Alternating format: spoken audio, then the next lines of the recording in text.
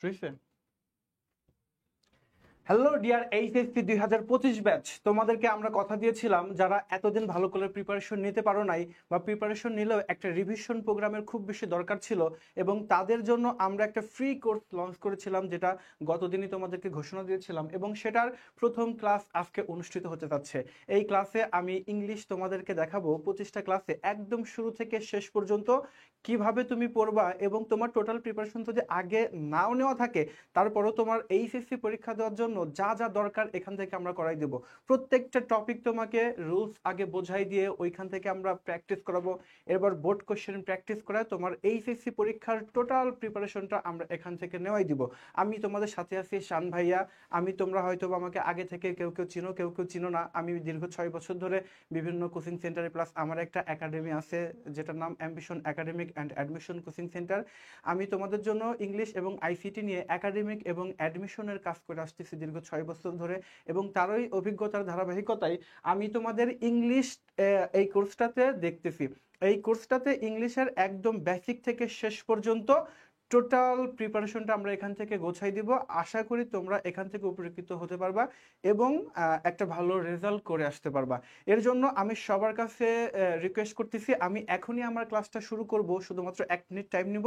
এই 1 মিনিটের মধ্যে তোমরা এই লাইভটা দ্রুত বিভিন্ন গ্রুপে, তোমাদের মেসেঞ্জার গ্রুপ বা ফেসবুক গ্রুপ বা তোমাদের বন্ধুদের কাছে শেয়ার করে দাও, এবং কমেন্ট সেকশনে তোমার বন্ধুদের মেনশন করো যাতে এই ক্লাসটা সবাই করতে পারে, যাতে যাদের আর্থিক সমস্যা আছে তারাও এখান থেকে ফ্রিতে ক্লাসটা করতে পারে, আবার যাদের প্রিপারেশনটা গোছানো। এক কথায় এইচএসসি শিক্ষার্থী যারা আছো, যারা এবার এইচএসসি 2025 সালে পরীক্ষা দিতে যাচ্ছ, সবাই এই ক্লাসটা যাতে করতে পারে এই জন্য দ্রুত একটু পেজটা শেয়ার করে দাও, আমাদের লাইভটা শেয়ার করে দাও।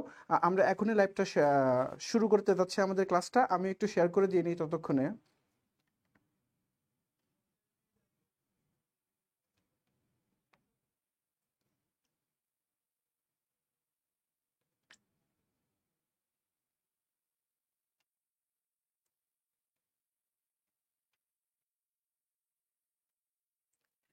সবাইকে আবারও রিকোয়েস্ট করতেছি দ্রুত আমাদের লাইভটা একটু বন্ধুদের মধ্যে শেয়ার করে দাও। এইচএসসির ইংলিশ আইসিটি বাংলা আমাদের এই কোর্সটা থেকে তোমরা একদম শুরু থেকে শেষ পর্যন্ত, একদম বেসিক থেকে অ্যাডভান্স পর্যন্ত রুলস সহ তোমাদের বোঝাই বোঝাই দেওয়া হবে, এবং এইচএসসি পরীক্ষার বোর্ড কোশ্চেনগুলো সলভ করে দেওয়া হবে, যার মাধ্যমে তুমি একদম অভিজ্ঞতা যদি আগে থেকে নাও থেকে থাকে, আগে থেকে যদি কিছু নাও পেরে থাকো, বা পারলেও তোমার গোছালো একটা প্রিপারেশন নাই, এই অবস্থা থেকেও তোমার এইচএসসি 2025 ব্যাচে যারা আছো তাদের শর্ট সিলেবাসের পূর্ণাঙ্গ একটা প্রস্তুতি আমাদের এই কোর্সের মাধ্যমে আমরা নেওয়াই দেবো। সুতরাং দ্রুত লাইভটা শেয়ার করে দাও, তোমাদের কাছে রিকোয়েস্ট। তাহলে আমরা দ্রুত আমাদের লাইভ ক্লাসটা শুরু করতে যাচ্ছি, এবং তোমাদের রেসপন্সের উপর ডিপেন্ড করবে যে আসলে আমরা ক্লাস নিব কিনা। কারণ তোমরা যখন বেশি বেশি রেসপন্স করো, কমেন্ট করো, বা আমাদের জানানটা সবার মাঝে ছাড়িয়ে দাও, তখনই কিন্তু আমাদের অনুপ্রেরণা পাই আমরা। এক কথায় তখন আমাদের ভেতরে একটা স্পিরিট কাজ করে না, পোলাপান আমাদের জন্য কাজ করতেছে, আমাদের উপর তারা সিরিয়াস, আমরাও তাদের উপর সিরিয়াস হই, আমরাও একটু তাদের হেল্প করার চেষ্টা করি। ওই জায়গা থেকে দেখো প্রত্যেকটা পেজ, প্রত্যেকটা কোর্স, প্রত্যেকটা টিচার্স কিন্তু পেইড ব্যাচে ক্লাস নিচ্ছে, অর্থাৎ টাকার মাধ্যমে তোমাদেরকে কিন্তু পড়াচ্ছে, আর আমরা এই কোর্সটা তোমাদের কথা ভেবে একদম ফ্রিতে দিছি। তো ওই জায়গা থেকে অবশ্যই তোমরা আমাদের এই লাইভটাতে মেনশন করো নিজের বন্ধুদেরকে, এবং লাইভটা শেয়ার করে দাও যাতে সবাই আমাদের ক্লাসটাতে যুক্ত হতে পারে। সবার কাছে শুধুমাত্র এটুকুই চাওয়া আমাদের। আমি কিছুক্ষণের মধ্যে লাইভটা শুরু করতে যাচ্ছি। আমাদের ইংলিশ আজকের টপিক হচ্ছে প্রিপোজিশন। প্রিপোজিশনে তোমাদের যা দরকার সবকিছুই আমরা ইনশাল্লাহ এখান থেকে করাই দিব। প্রিপোজিশনের একদম যেগুলো ওই যে অফ মানে র বা এর, ফ্রম মানে হতে থেকে, এই টাইপের যে রুলসগুলো আছে এইগুলো বাদ দিয়ে বাদ বাকি যেগুলো তোমার বোঝার দরকার, এই টোটালটা আমরা একটা ক্লাসের মধ্যে এখানে এক্সাম্পল সহ তোমাদের রুলসগুলো বোঝাই দিব, এবং সবশেষে আমরা একটা বোর্ড কোশ্চেন সলভ করে দেখাবো যে আসলে আমাদের কোর্সটা কতটুকু কার্যকরী ভূমিকা পালন করবে। প্রিপোজিশনের একদম যেগুলো ওই যে অফ মানে সবাই একটু কমেন্ট করো যে আসলে কে কোথা থেকে ক্লাসটা করতেছো এবং আমাদের ক্লাসগুলো তোমাদের উপকারে আসবে কিনা বা কতটুকু তোমাদের প্রিপারেশন আছে একটু আমাদের কমেন্ট করে জানাও। মহসিন আমাদের কমেন্ট করা শুরু করে দিয়েছে, ধন্যবাদ ভাই তোমাকে, তুমি অনেকগুলো কমেন্ট করছো। সবাইকে একটু মেনশন করতে থাকো এবং আমাদের পেজগুলো শেয়ার করতে থাকো। আমরা প্রিপজিশনের একদম যতগুলো রুলস তোমাদের বোঝাই দেওয়ার মতো আছে, ক্রিটিক্যাল রুলস, সবগুলো আমরা একদম রুলসগুলো বোঝাই দিব এবং এক্সাম্পল সহ। এবং ক্লাস শেষে আমরা একটা বোর্ড কোশ্চেন সমাধান করে দেব, সলভ করে দিব, যার মাধ্যমে তুমি এইচএসসির প্রিপজিশন সম্পর্কে একটা পূর্ণাঙ্গ ধারণা পাবা, বা আগে থেকে যদি নাও করে থাকো মোটামুটি তুমি করে আসতে পারবে এইচএসসি পরীক্ষাতে। এবং যারা আগে থেকেই করা আছে ভালো করে, তাদের রিভিশন হয়ে গেল বিষয়টা এবং প্র্যাকটিসটা হয়ে গেল, একটু লাইভটা দ্রুত শেয়ার করে দাও।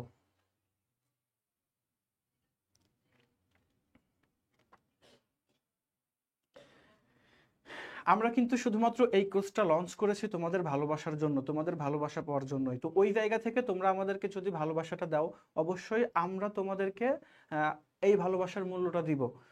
এবং মূল্যটা কিভাবে দিব? তোমাদের যারা মোটামুটি ভালোভাবে প্রিপারেশন নিতে পারো না এক কথায়, বা প্রিপারেশন নিলেও একটা গোছালো প্রিপারেশনের খুব বেশি দরকার ছিল, তাদের জন্য একদম ইংলিশ আইসিটি বাংলার একদম শুরু থেকে শেষ পর্যন্ত আমরা এই কোর্সটাতে তোমাদের করাই দিব একদম ফ্রিতে, যেটা আমরা গতদিন ঘোষণা দিয়েছিলাম। তো তারই ধারাবাহিকতায় আজকে ইংলিশের ফার্স্ট ক্লাস নিয়ে আমি তোমাদের শান ভাইয়া আছি। আজকে প্রিপজিশনের একদম বেসিক থেকে অ্যাডভান্স লেভেল পর্যন্ত টোটাল রুলসগুলো বোঝাই দেবো একটা ক্লাসের মধ্যে এক্সাম্পল সহ, এবং সব শেষে আমরা একটা বোর্ড কোশ্চেন সলভ করে দেখাবো যে আসলে আমাদের এই রুলগুলো দিয়েই সবগুলো সম্ভব। আমরা বোর্ড কোশ্চেন অ্যানালাইসিস করে সেই টাইপের রুলসগুলোই তোমাদের মাঝে আনছি।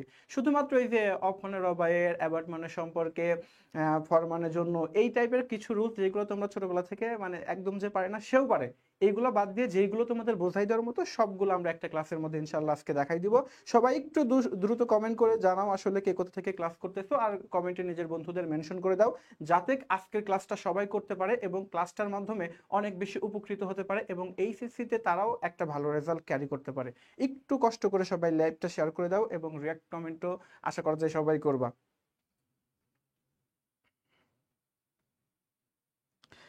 ধন্যবাদ সবাইকে যারা কমেন্ট করতেছো বা লাইভটা শেয়ার করতেছো। আমি সবার কাছে রিকোয়েস্ট করতেছি একটু কষ্ট করে লাইভটা শেয়ার করে দাও। আমি এখনই ক্লাসটা শুরু করব।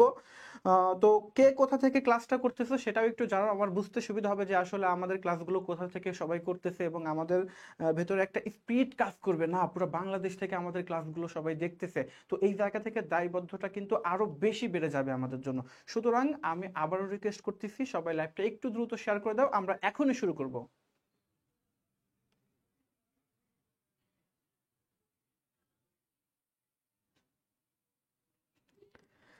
আমরা দেখতে পারতেছি ইতোমধ্যে আমাদের 57 জন সদস্য আমাদের ক্লাসে জয়েন করে ফেলেছে, 59 জন। তো আমরা চাই 100 জন দ্রুত যেন হয়ে যায়। দ্রুত লাইভটা শেয়ার করো এবং বন্ধুদের মেনশন করো, এবং যাদের মেসেঞ্জার গ্রুপ আছে তাদের মেসেঞ্জার গ্রুপগুলোতে আমাদের এই লাইভটা শেয়ার করে দাও, যাতে সবাই জয়েন করে। আমাদের 100 জন হয়ে গেলে আমরা দ্রুত হচ্ছে আমাদের ক্লাসটা শুরু করব। এই ক্লাসটাতে প্রিপজিশনের একদম বেসিক থেকে শুরু করে অ্যাডভান্স লেভেল পর্যন্ত টোটাল রুলসগুলো একটা ক্লাসের মধ্যে আমরা তোমাদেরকে বুঝিয়ে দিব এক্সাম্পল সহ, এবং সর্বশেষে আমরা একটা বোর্ড কোশ্চেনও এই রুলসগুলোর মধ্যেই তোমাদের সমাধান করে দেখাবো যে আসলে এই রুলসগুলো দিয়েই তুমি এইচএসসিতে পার হয়ে আসতে পারবা। কারণ আমরা তোমাদের বোর্ড কোশ্চেনগুলো অ্যানালাইসিস করে যেই রুলসগুলো বারবার বারবার আসছে ওই রুলসগুলো নিয়েই আজকে আলোচনা করতে যাচ্ছি।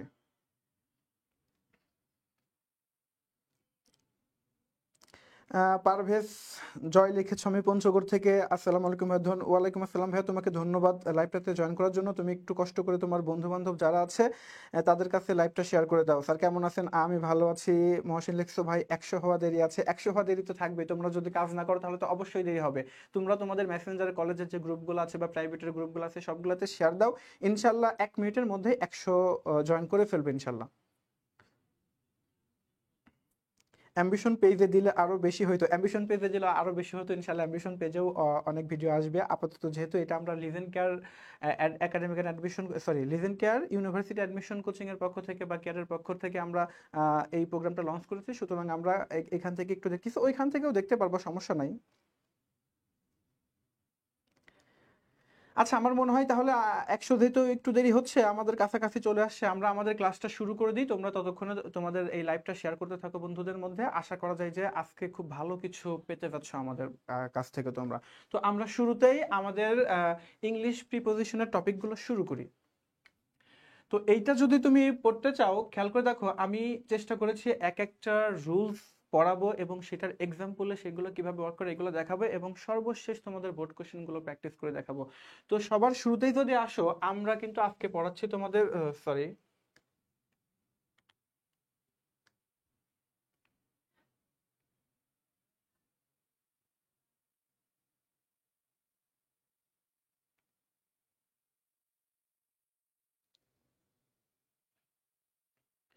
ওকে, আজকে আমরা তোমাদের পড়াচ্ছি হচ্ছে প্রিপজিশন। এটা তো আমরা সবাই অলরেডি জেনে গেছি যে আজকে তোমাদের প্রিপজিশনের আদ্যপান্ত নিয়ে কথা বলবো। আসলে প্রিপজিশন ওয়ার্ডটাকে যদি আমরা ভাঙতে যাই, দেখো এখানে আসতেছে প্রি এবং পজিশন। আমরা জানি প্রি মানে পূর্বে আর পজিশন মানে অবস্থান, তাহলে প্রিপজিশন হচ্ছে কি পূর্বে অবস্থান? নো, ম্যাঙ্গো কাম মানে যেমন আম আসা নয়, প্রিপজিশন মানেও কিন্তু পূর্বে অবস্থান নয়। প্রিপজিশনের বাংলা হচ্ছে পদান্বয়ী অব্যয়। এটা কি আমরা সেটাই আজকে আলোচনা করব। তো প্রিপজিশন শব্দগত অর্থ দেখতেছি পূর্বে অবস্থান, মানে কোনো কিছুর পূর্বে অবস্থান করে। এখন এটা কার পূর্বে অবস্থান করে? কোনো না কোনো অবজেক্টের পূর্বে অবস্থান করে। তার মানে যেখানেই প্রিপজিশনের গ্যাপ থাকবে দেখবা তারপরে একটা বেসিক্যালি ম্যাক্সিমাম টাইমে একটা অবজেক্টিভ থাকবে। এই অবজেক্টিভের পূর্বে প্রিপজিশন গুলো বসে। কিন্তু এখন কথা হচ্ছে প্রিপজিশন তো অনেকগুলো আছে, আমি কোন অবজেক্টিভের পূর্বে কোন সময় কোনটা দিব এইটা কিন্তু আমাদের বুঝতে হবে, তাই না? তো সেই জায়গা থেকে আমরা একের পর এক রুলস শিখবো এবং সেগুলোর এক্সাম্পল দেবো এবং সবার শেষে আমরা বোর্ড কোশ্চেনগুলো সলভ করে দেখাবো। তোমরা একটু কষ্ট করে লাইভটা শেয়ার করতে থাকো। ধরে নাও এখন পৃথিবীতে তো অনেক অবজেক্টিভ আছে, প্রত্যেকটা অবজেক্টিভকে তো আমরা আলাদা করে দেখাইতে গেলে হবে না। এই জন্য আমরা টোটাল অবজেক্টিভকে একটা সার্কেলের সাথে কম্পেয়ার করতেছি। ধরে নাও এইটা আমাদের একটা অবজেক্টিভ, সেটা হতে পারে পেন, সেটা হতে পারে মোবাইল, সেটা হতে পারে শান ভাই, সেটা হতে পারে তোমরা, বা সেটা হতে পারে এই বোর্ডটা, বা যে কোনো কিছু হতে পারে। তো এইটাকে আমরা একটা অবজেক্ট হিসেবে ধরে নিচ্ছি। এখন কথা হচ্ছে কোনো অবজেক্টের উপরে যদি কোনো কিছু থাকতে চাই, অর্থাৎ কোনো কিছুর উপরে যদি কোনো কিছু থাকতে চাই, সেক্ষেত্রে আমরা তিনটা প্রিপজিশন ব্যবহার করতে পারি। কয়টা প্রিপজিশন? তিনটা। কি কি সেটা একটু লিখে নাও। প্রিপজিশন ব্যবহার করতে পারি কোনো কিছুর উপরে থাকলে আমরা অন ব্যবহার করতে পারি, আবার কোনো কিছুর উপরে থাকলে আমরা ওভার ব্যবহার করতে পারি, আবার কোনো কিছুর থাকলে অ্যাভোভ ব্যবহার করতে পারি। তাহলে কোনো কিছুর উপরে যদি কোনো কিছু থাকা বোঝায় তাহলে সেক্ষেত্রে আমরা তিনটা প্রিপজিশন ব্যবহার করতে পারবো। একটা হচ্ছে অন, একটা হচ্ছে ওভার, আর একটা হচ্ছে অ্যাভোভ। এখন কথা হচ্ছে কখন আমি অন ব্যবহার করব, কখন ওভার ব্যবহার করব, আর কখন অ্যাভোভ ব্যবহার করব। একটা জিনিস খেয়াল করে দেখো, ওপরে থাকা বোঝাই এই যে লাইটটা, এটাও আমার মাথার উপরে আছে। আবার দেখো এই পেন, এই পেনটাও কিন্তু আমার মাথার উপর আছে, বাট এই পেনটা দেখো তো আমার মাথার সাথে একদম লেগে আছে না? যদি কোনো কিছুর ওপরে থাকায় এবং এইভাবে লেগে থাকা বোঝায়, যেমন আমার ফোনটা খেয়াল করে দেখো আমার হাতের উপরে আছে। এখন হাতের উপরে এইটা কি লেগে আছে নাকি ফাঁকা আছে? অবশ্যই তোমরা দেখতে পারতেছো লেগে আছে। এইভাবে যদি কোনো কিছুর ওপরে কোনো কিছু লেগে থাকা বোঝায়, অর্থাৎ এখানে কোনো গ্যাপ না থাকা বোঝায়, তাহলে সেখানে ডেফিনেটলি আমরা অন ব্যবহার করব। কি ব্যবহার করব? অন। যেমন this pen is on my hand, this pen is on my hand. এই যে কলমটা, পেনটা কোথায় আছে? আমার হাতের উপরে আছে। লেগে আছে? অবশ্যই লেগে আছে। তাহলে এখানে আমাদের কারেক্ট আনসার হবে অন। কারেক্ট আনসার হবে অন। তাহলে আবার বলতেছি, কোনো কিছুর ওপরে যদি কোনো কিছু থাকা বোঝায়, অন হতে পারে, ওভার হতে পারে, অ্যাভোভ হইতে পারে। তাহলে আমি দেখব ওইটা লেগে আছে নাকি লেগে নাই, লেগে থাকা বোঝাচ্ছে নাকি লেগে থাকা বোঝাচ্ছে না। যদি লেগে থাকা বোঝায় তাহলে আমাদের কারেক্ট অ্যান্সার হবে অন। এই জন্য this pen is on my hand হয়েছে। ক্লিয়ার? আশা করা যায় যে এটা বুঝতে কোনো অসুবিধা হওয়ার কথা না। সেকেন্ড এক্সাম্পলে যদি আসি তাহলে আমরা দেখব the dog jumps over the wall, the fan is above my head.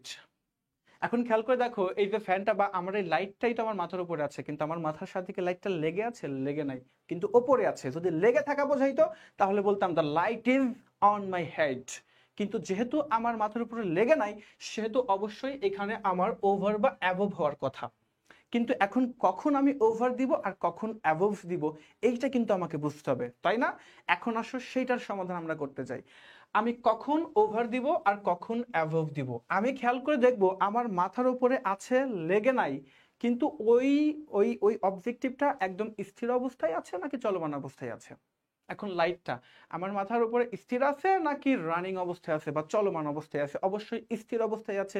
যদি স্থির অবস্থায় থাকে, যদি স্থির অবস্থায় থাকে তাহলে সেক্ষেত্রে আমাদের অ্যান্সার হবে অ্যাবোভ।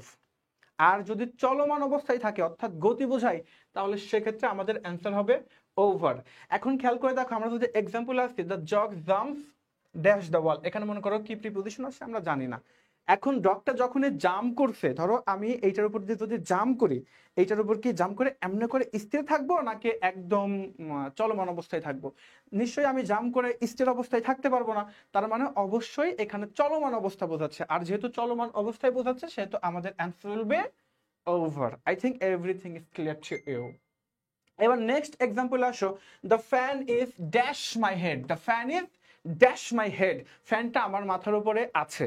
এখন ফ্যানটা স্থির অবস্থায় আছে নাকি চলমান অবস্থায় আছে? তুমি বলতে পারো ভাই অফ যদি ফ্যান থাকে তাহলে সেটা তো স্থির অবস্থায় থাকবে, তাহলে স্থির অবস্থায় থাকলে আমাদের অ্যান্সার হবে অ্যাভব। এখন আমার প্রশ্ন হচ্ছে, আমি যদি ফ্যানটা অন করে দিই, ফ্যানের সুইচটা অন করে দিই, তখন তো ফ্যান তো ঘুরতে থাকবে, তখন অ্যাভব হবে নাকি তখন ওভার হবে? একটু কমেন্ট করে জানাও দেখি, একটু কমেন্ট করে জানাও। আমার ফ্যানটা মাথার উপরে আছে, the fan is above my head, এটা অফ অবস্থায় থাকা অবস্থায় আমি বুঝতে পেরেছি। কিন্তু ফ্যানটা যদি চলমান অবস্থায় থাকে, রানিং অবস্থায় থাকে, তাহলে সেক্ষেত্রে অ্যান্সারটা কি হবে? একটু কষ্ট করে কমেন্ট করে জানাও আমাদেরকে।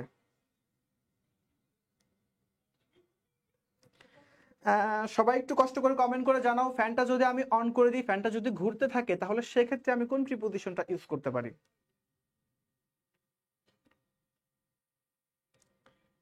একটু সবাই কমেন্ট করো, কমেন্ট করে জানাও। সিয়াম উল ইসলাম লিখেছে অ্যাবভ। সবাই একটু কষ্ট করে জানাও। যারা আমাদের অ্যাম্বিশনের স্টুডেন্ট আছে তাদেরকে আমরা প্রিপোজিশনটা তোমাদের একদম ভেঙে ভেঙে শেষ করছি, এত শর্টে না। আশা করা যায় যে তারা যারা যুক্ত হয়েছে সবারই পারার কথা। পারভেজ হাসান জয় লিখেছে ওভার। আচ্ছা, ওভার লিখতেছো কেউ, কেউ অ্যাভব লিখতেছো। এখন আসো আমরা এক্সপ্লেনেশনে আসি। আমরা জানি চলমান অবস্থায় থাকলে ওভার, এই জন্য এই অ্যান্সারটা হচ্ছে ওভার। আবার স্থির অবস্থায় থাকলে কি হবে? স্থির অবস্থায় থাকলে অ্যাভব, এই জন্য ফ্যানটা অফ ছিল অ্যাভব দিছো। বাট ফ্যানটা যখন চালু করে দিছি তখন তো ফ্যানটা ঘুরতেছে, তখন কি হবে? একটা জিনিস খেয়াল করে দেখো, ফ্যান ঘুরতেছে বাট ও তো জায়গায় দাঁড়ায় আছে, ও কি নড়াচড়া করতেছে? এক জায়গা থেকে আরেক জায়গায় যাচ্ছে। আমার দেখতে হবে যে ওইটা এক জায়গায় স্থির আছে কিনা। এখন আমি এক জায়গায় স্থির আছি, দাঁড়াই আছি, তাইলে অবশ্যই এটা কি হবে? এইটা হবে আমাদের অ্যাভব। এখন যদি আমি এমনি এমনি ডান্সও শুরু করে দিই, আমি ধরো ডান্স করতেছি বাট আমার পা তো এক জায়গায় স্থির আছে, আমি তো এক জায়গায় স্থির আছি, আমি নড়তেছি ঠিক আছে, বাট আমি তো স্থির আছি। যেহেতু স্থির আছে সেহেতু আমাদের অবশ্যই অ্যাভব হবে। তার মানে যদি এক জায়গায় স্থির থাকে, সেটা নড়াচড়া করলে পারো, সেক্ষেত্রে আমরা অ্যাভব ইউজ করব। আই থিঙ্ক কোনো কিছুর ওপরে থাকলে কি হবে, এটা নিয়ে কোনো অসুবিধা আর কারো থাকার কথা না। যদি কোনো কিছুর ওপরে কোনো কিছু থাকা বোঝাই, তাহলে সেক্ষেত্রে আমরা অন, ওভার বা অ্যাভব দিতে পারি। যদি কোনো কিছুর ওপরে কোনো কিছু লেগে থাকা বোঝাই, তাহলে সেক্ষেত্রে দিব অন, আর লেগে থাকা না বোঝাইলে দিব ওভার বা অ্যাভব। যদি চলমান অবস্থায় থাকা বোঝাই তাইলে দিব ওভার, আর স্থির অবস্থায় থাকা বোঝাইলে দিব হচ্ছে হ্যাঁ রাইট অ্যাভব। এখন যদি স্থির অবস্থায় থাকে, সেটা নড়াচড়া করে, তাও সেক্ষেত্রে অ্যাভবই হবে। আই থিঙ্ক তোমরা বুঝতে পেরেছো, এটা নিয়ে আর কোনো সমস্যা থাকার কথা না। এরপরে আমি হচ্ছে নেক্সট এক্সাম্পলে চলে আসবো।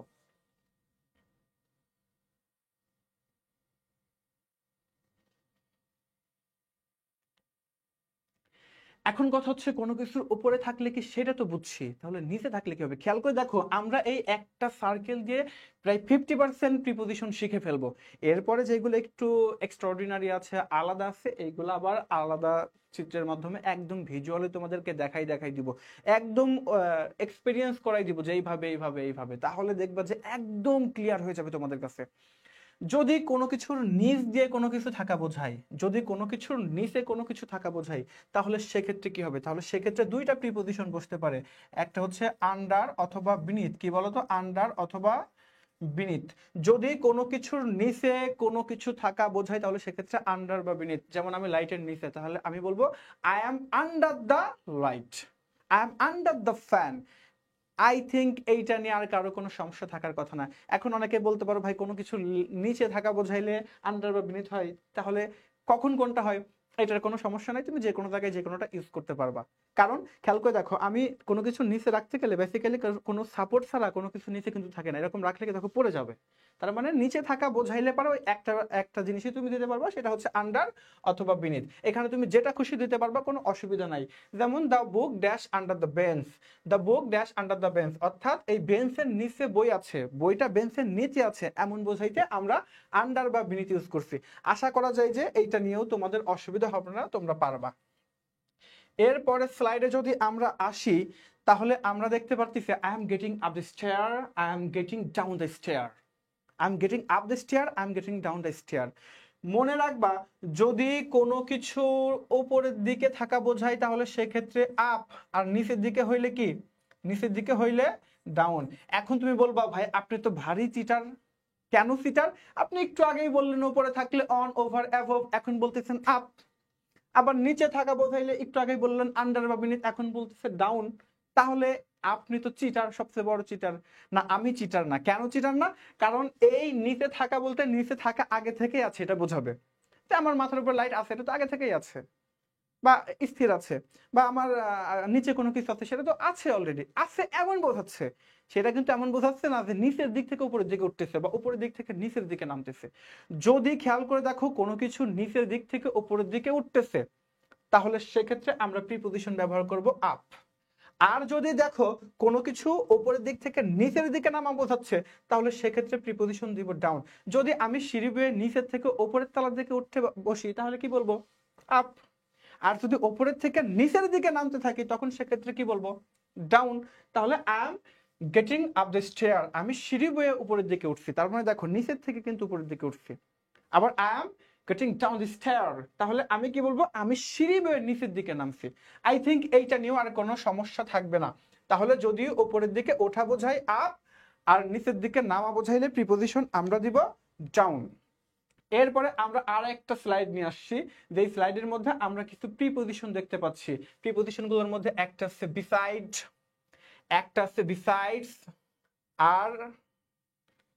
আর একটা আছে বাই। তাহলে তিনটা প্রিপজিশন।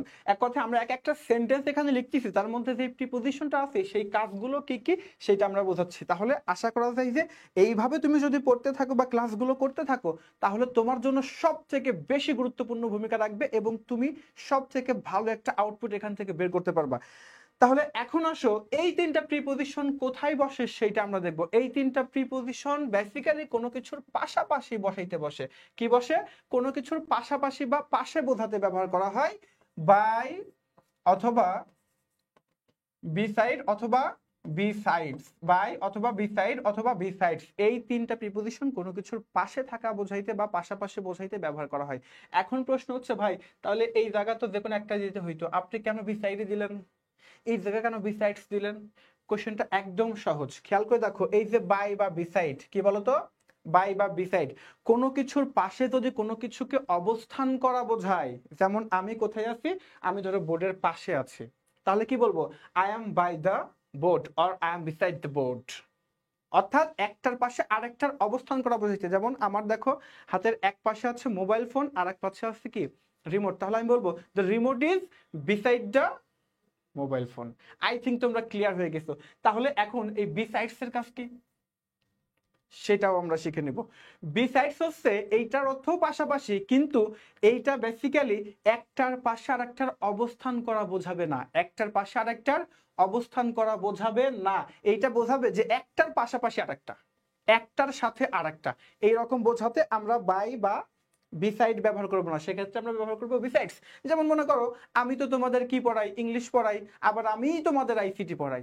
তাহলে আমি যে আইসিটিও পড়াচ্ছি, ইংলিশও পড়াচ্ছি, একটার সাথে আর একটা পড়াচ্ছি, একটার পাশাপাশি একটা পড়াচ্ছি, এটা কি একটার পাশাপাশি একটা অবস্থান করতেছে? নো, আমি বলতেছি I am teaching you English besides ICT. তাহলে আমি তোমাদের আইসিটিও পড়াচ্ছি, ইংলিশও পড়াচ্ছি, অর্থাৎ একটার সাথে একটা পড়াচ্ছি। অথবা বললাম আমি গতকালকে মার্কেটে গেছিলাম, একটা প্যান্ট কিনছি, সাথে একটা শার্টও কিনছি। দেখো একটার সাথে আরেকটা কিনে আনছি, আমি কিন্তু একটার পাশে আর একটা অবস্থান করে আছে, এইরকম কোনো কিছু বোঝাই নাই। তো এই জন্য কি হবে? I went to market yesterday to buy a shirt besides a pant. I think তোমরা ক্লিয়ার হয়ে গেছো। এই কোনো কিছুর পাশে থাকা বোঝাইলে বাই, বিসাইড বা বিসাইডস এর ক্ষেত্রে কোন কোন প্রিপজিশন গুলো হয়, এইটা নিয়ে আমার মনে হয় না তোমাদের আর কোনো সমস্যা হবে। এরপর আমি সেকেন্ড আরো কিছু প্রিপজিশনের সাথে তোমাদেরকে পরিচিত করাই দিই। যেমন এই সেন্টেন্সের মধ্যে খেয়াল করে দেখো একটা প্রিপজিশন আছে ইন, আর একটা প্রিপজিশন আছে অ্যাট। আরেকটা প্রিপোজিশন আছে ইন। তার মানে ইন আর অ্যাট এর এক্সাম্পল গুলো আমরা এখন দেখব। ইন কোথায় হয় আর অ্যাট কোথায় হয়। মনে রাখবা, কোনো একটা জায়গায় থাকা বোঝাইলে, কোনো একটা জায়গার মধ্যে অবস্থান করা বোঝাইলে আমরা সবসময় ইন বা অ্যাট ব্যবহার করব। কোনো একটা জায়গায় থাকা বোঝাইলে ইন বা অ্যাট ব্যবহার করব। এখন কথা হচ্ছে কোথায় ইন ব্যবহার করবো আর কোথায় অ্যাট ব্যবহার করব। সবাই জানো এটা, যে আমরা যদি একটা বড় জায়গার মধ্যে থাকি তাইলে ভাই আমরা সেক্ষেত্রে ব্যবহার করি ইন। আর যদি বড় জায়গার মধ্যে ছোট একটা জায়গার মধ্যে থাকা বোঝায় তাহলে সেক্ষেত্রে আমরা ব্যবহার করি অ্যাট। এটা তো সবাই জানো। তাহলে সেটা যদি এখানে থাকো, তাহলে এখানে দেখো আই লিভ ইন ঢাকা, আমি ঢাকায় বসবাস করি অ্যাট লক্ষ্মীবাজার, লক্ষ্মীবাজারে। তাহলে এই দুইটা জায়গার মধ্যে দেখো ঢাকাটা বড়, এই জন্য এর আগে প্রিপোজিশন বসছে ইন। আর এইখানে দেখো লক্ষ্মীবাজারটা ছোট ঢাকার তুলনায়, সেই জন্য এখানে বসছে অ্যাট। আশা করা যায় যে এইটা সবাই জানো যে বড় জায়গার আগে ইন বসবে আর ছোট জায়গার আগে অ্যাড বসবে। কিন্তু প্রবলেমটা হচ্ছে যখন একটা মাত্র জায়গা থাকবে তখন তুমি কি বলবা। যেমন I am currently staying dash a hotel, আমি একটা হোটেলের মধ্যে আছি। তো একটা হোটেল কি বড় না ছোট? তুমি যদি বড় বলো তাহলে একটা হোটেল যদি বড় হয় একটা শহর কত বড়, একটা শহর যদি বড় হয় একটা দেশ কত বড়, একটা দেশ যদি বড় হয় পুরো পৃথিবী কত বড়, পৃথিবী যদি বড় হয় একটা সৌরজগৎ কত বড়। এক কথায় বড়র কোনো শেষ নাই, ছোটরও কোনো শেষ নাই। এই জন্য বড় না ছোট এটা তুমি কখনোই বলতে পারবে না যতক্ষণ না কম্পেয়ার করবা। যদি দুইটা জায়গার কথা থাকে, দুইটা স্থানের কথা থাকে, তাহলে সেক্ষেত্রে একটা বড়, সেক্ষেত্রে তুমি দিবা ইন, আর একটা ছোট, সেক্ষেত্রে তুমি দিবা অ্যাট।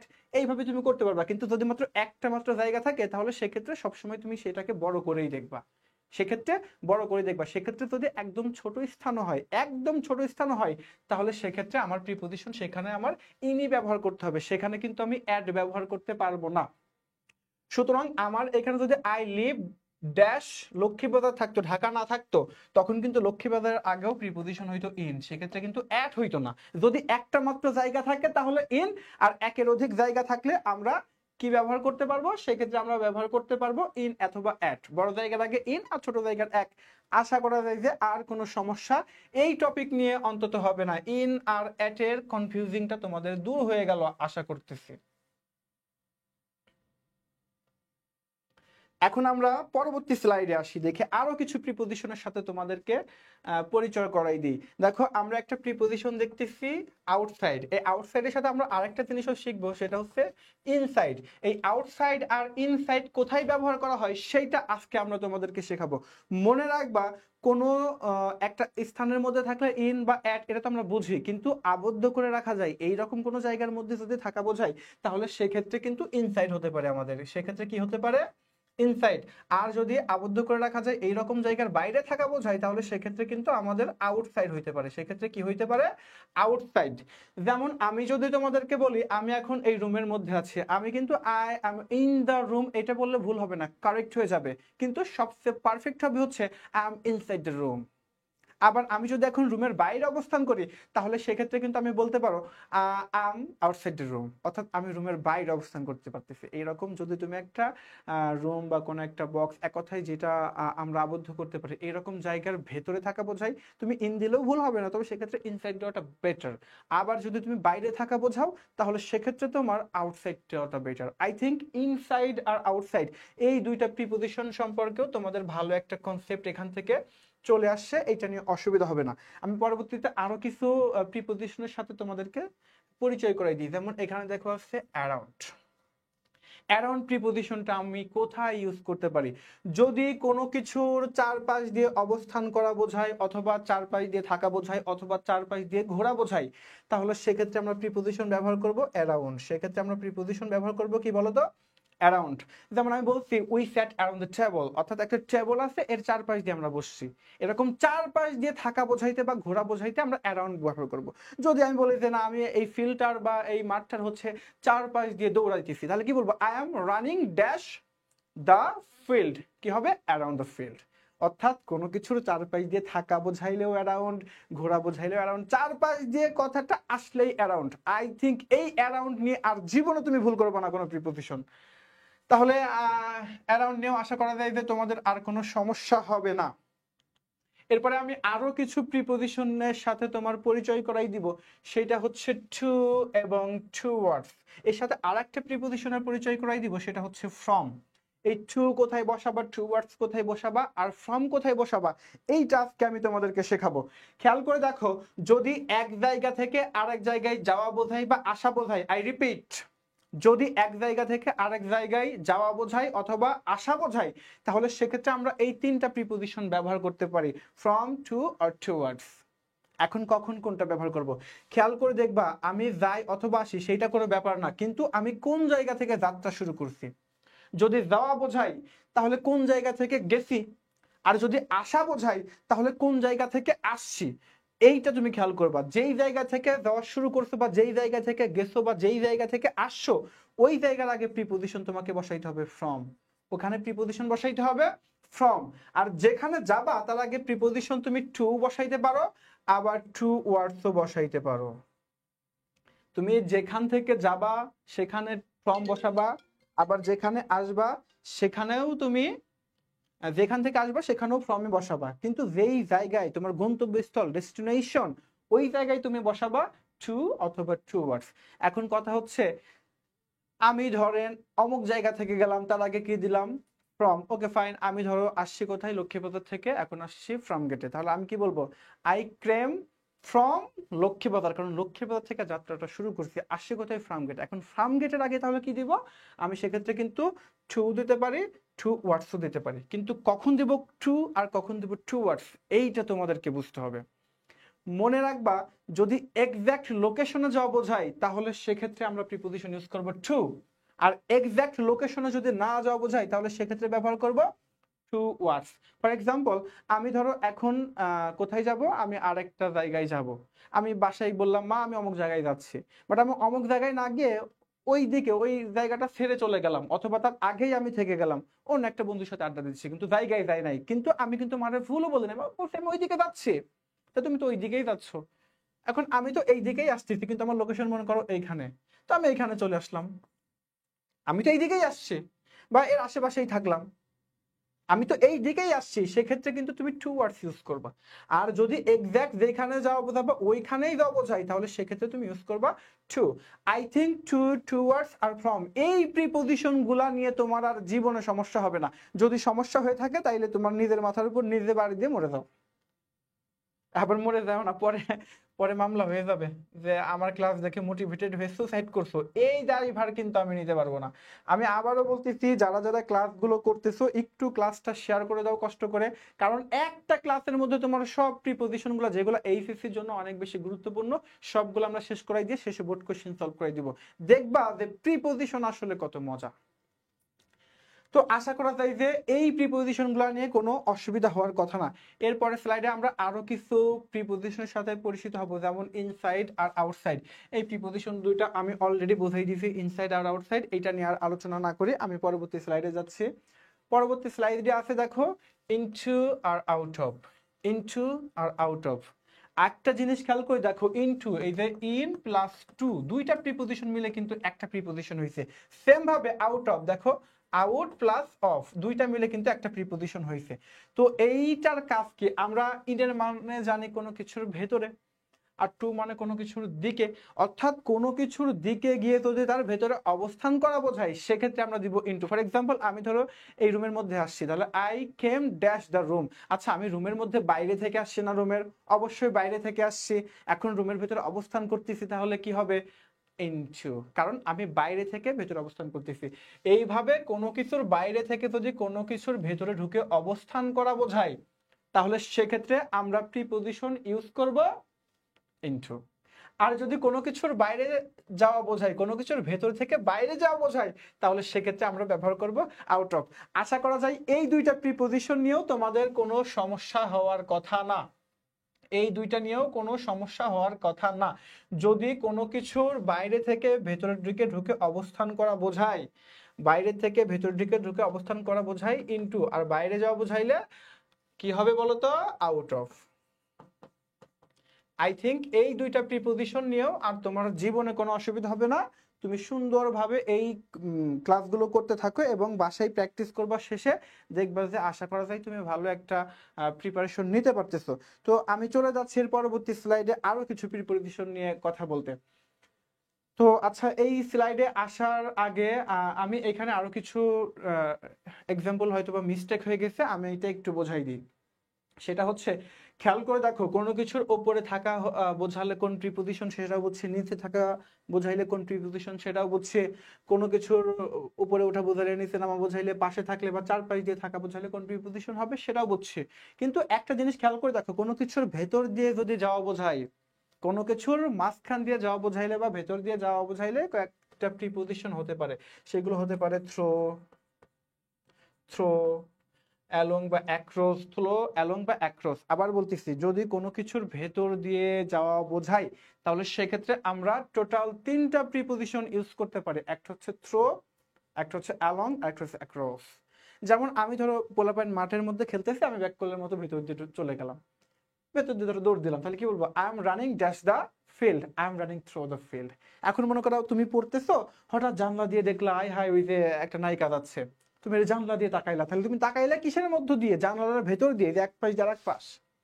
এরকম কোনো কিছুর ভেতর দিয়ে বোঝাইলে পারেই থ্রো, অ্যালং, ব্যাকক্রস। তাহলে I am looking the dash, কাকে দেখছো? নায়িকাকে দেখছো, তাহলে I am looking the actress. কিসের মধ্য দিয়ে? জানালার মধ্য দিয়ে। তাহলে হবে কি? Throw the window.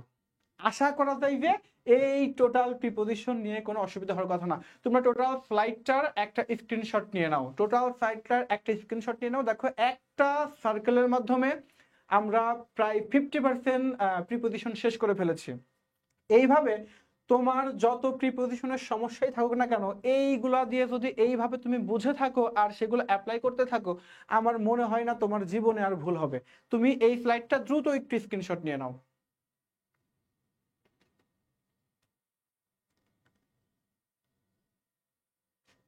ওকে, এতক্ষণ আমরা তোমাদেরকে যেই প্রিপোজিশন গুলো পড়াইলাম, এটা হচ্ছে বেসিক্যালি অবস্থান ভেদে, যে একটা জিনিস উপরে থাকলে, নিচে থাকলে, পাশে থাকলে, যাওয়া আসা বোঝাইলে, এক জায়গা থেকে আরেক জায়গায়, এই টাইপের প্রিপোজিশন গুলো শেখাইলাম। এর থেকে ডিফারেন্ট প্রিপোজিশন গুলো এখন আমরা আবার শিখবো। আমি এটা ডিলিট করে দিচ্ছি স্লাইডটা। এইবার আমরা নতুন নতুন আরো কিছু জিনিস শিখবো। খেয়াল করে দেখো, I will take our next class at এত PM. I will go to Dhaka on Saturday. I has done the work in 2025. অর্থাৎ প্রত্যেকটা প্রিপোজিশনের পরেই দেখো একটা করে টাইম আছে। কি আছে বলো তো? একটা করে টাইমের কথা আছে। এই রকম সময় সম্পর্কিত প্রিপোজিশন যদি তোমার এসে থাকে, তাহলে সেক্ষেত্রে তুমি কিভাবে সেগুলোর অ্যান্সার করবা? তোমার সময় সম্পর্কিত যে কোনো প্রিপোজিশন আসলে সেগুলোর অ্যান্সার তুমি কিভাবে করবা, এইটা আমরা এখন দেখব।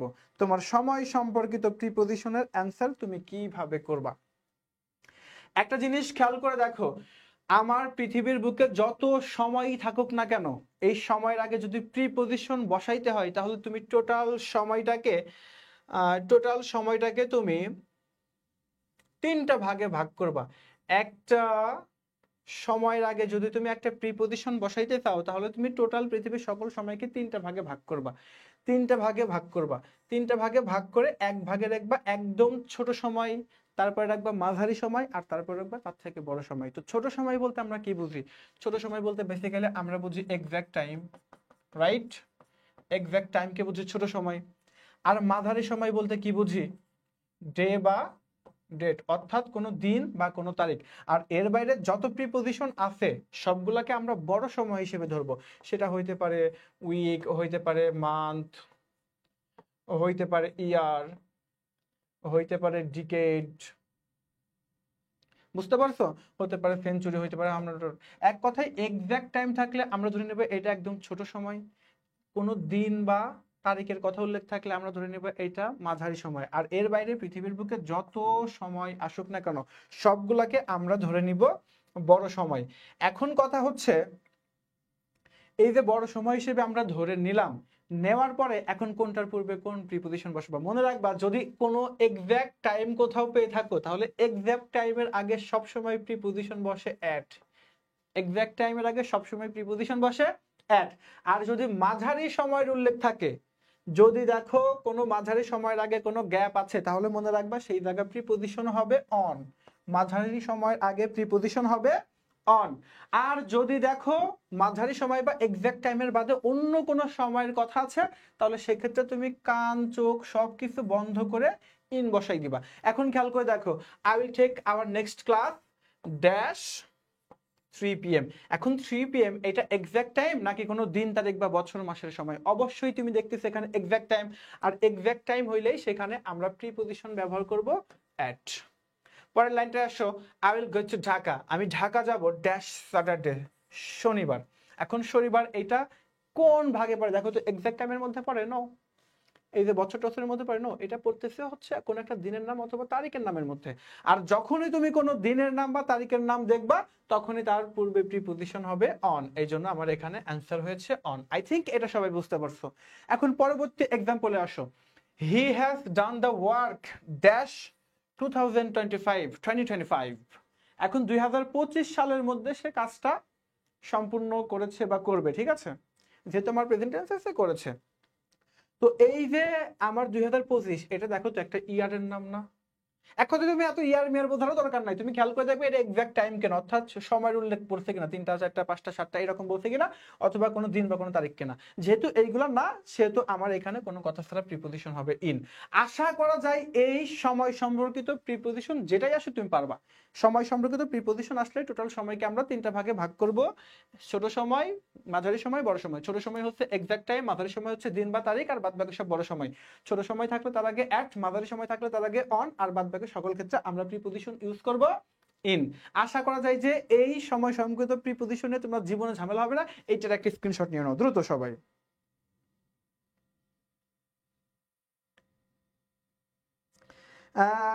আশরাফুল স্যার বলেছেন আইসিটি ওয়াটার পেজে গিয়ে কয়েকটা কমেন্ট পড়ো, স্টুডেন্টসরা খুঁজতেছে তোমাকে। ঠিক আছে, আমি একটু দেখি, ঘুরে আসি আইসিটি ওয়াটার পেজ থেকে।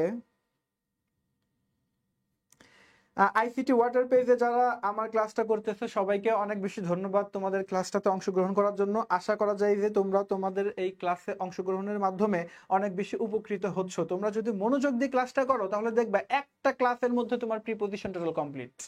এবং আমরা সেটা বোর্ড কোশ্চেন এখানে সলভ করে দেখাবো যে এই রুলসগুলাই বারবার আসে, বারবার আসে। আমি কিছু ওদের প্রিপজিশন পড়ে আসি, তোমরা ততক্ষণ এখানে আপাতত ইয়া করতে থাকো, স্ক্রিনশটটা নিতে থাকো। আসসালামু আলাইকুম ভাইয়া, কেমন আছেন ভাইয়া? ওয়ালাইকুম আসসালাম ভাইয়া, ভালো আছি। তামিম ভাইয়া, তুমি আশা করা যায় ভালোই আছো। ফারিয়া তাসনিম মিতু বলছো আসসালামু আলাইকুম, পাপ্পু ভাইয়া কেমন আছেন? ভাইয়া আমি পাপ্পু ভাইয়া না, তোমার পাপ্পু ভাইয়া আইসিটি পড়াবেন, উনি এখনো আসেন নাই, উনি নেক্সট ক্লাস নেবেন। ভাইয়া বোর্ডের কালিটা পাল্টান, বোঝা যায় না। ঠিক আছে ভাইয়া, আমি বোর্ডের কালিটা চেঞ্জ করতেছি। ইয়েস জেবা, আনিকা লিখছো yes understand, thank you Zeba. আচ্ছা, যারা যারা কমেন্ট করছো সবাইকে অনেক বেশি ধন্যবাদ। সবাই একটু ক্লাসটা মনোযোগ দিয়ে করতে থাকো, আশা করা যায় যে তোমরা উপকৃত হবা। এবং আমি আসলে আরেকটা পেজ থেকে ক্লাসটা কমেন্টগুলো দেখতেছিলাম, তো যার ফলে তোমাদের কমেন্টগুলো আমার চোখে পড়ে নাই, তার জন্য আন্তরিকভাবে দুঃখিত। আমি Legion Care university admission coaching page থেকে আসলে কমেন্টগুলো পড়তেছিলাম। এই পেজটা আরও শেয়ার হচ্ছে আইসিটি ওয়াটারে, এবং আমার কোচিং সেন্টারের page ambition academic and admission কোচিংয়ের পেজ থেকেও এটা সরাসরি লাইভ হচ্ছে। যারা দেখতেছে তাদেরকে অনেক বেশি ধন্যবাদ। আশা করা যায় যে তোমাদের অনেক বেশি উপকারে আসবে। জাহান সাইমা ক্লাস দেখতেছে, ধন্যবাদ তোমাকে। আচ্ছা, আমি আবার একটু পড়াশোনায় ফিরে আসি, এরপরে আবার তোমাদের কমেন্টগুলো দেখবো। ওকে, আশা করা যায় যে এই সময় সম্পর্কিত যে কোনো প্রিপজিশন নিয়ে তোমার কোনো সমস্যা হবে না। এরপরে আমি একটু আরো কিছু প্রিপজিশনের সাথে যুক্ত থাকি এবং দেখি যে আসলে সেইগুলোতে আমরা কিভাবে অ্যান্সার করতে পারি। একটা জিনিস খেয়াল করে দেখো, আমরা একটু আগে সময় সম্পর্কিত সকল প্রিপজিশন দেখছি। কোন প্রিপজিশন দেখছি? সময় সম্পর্কিত, সময় নিয়ে যত প্রিপজিশন আছে সবগুলাই দেখছি।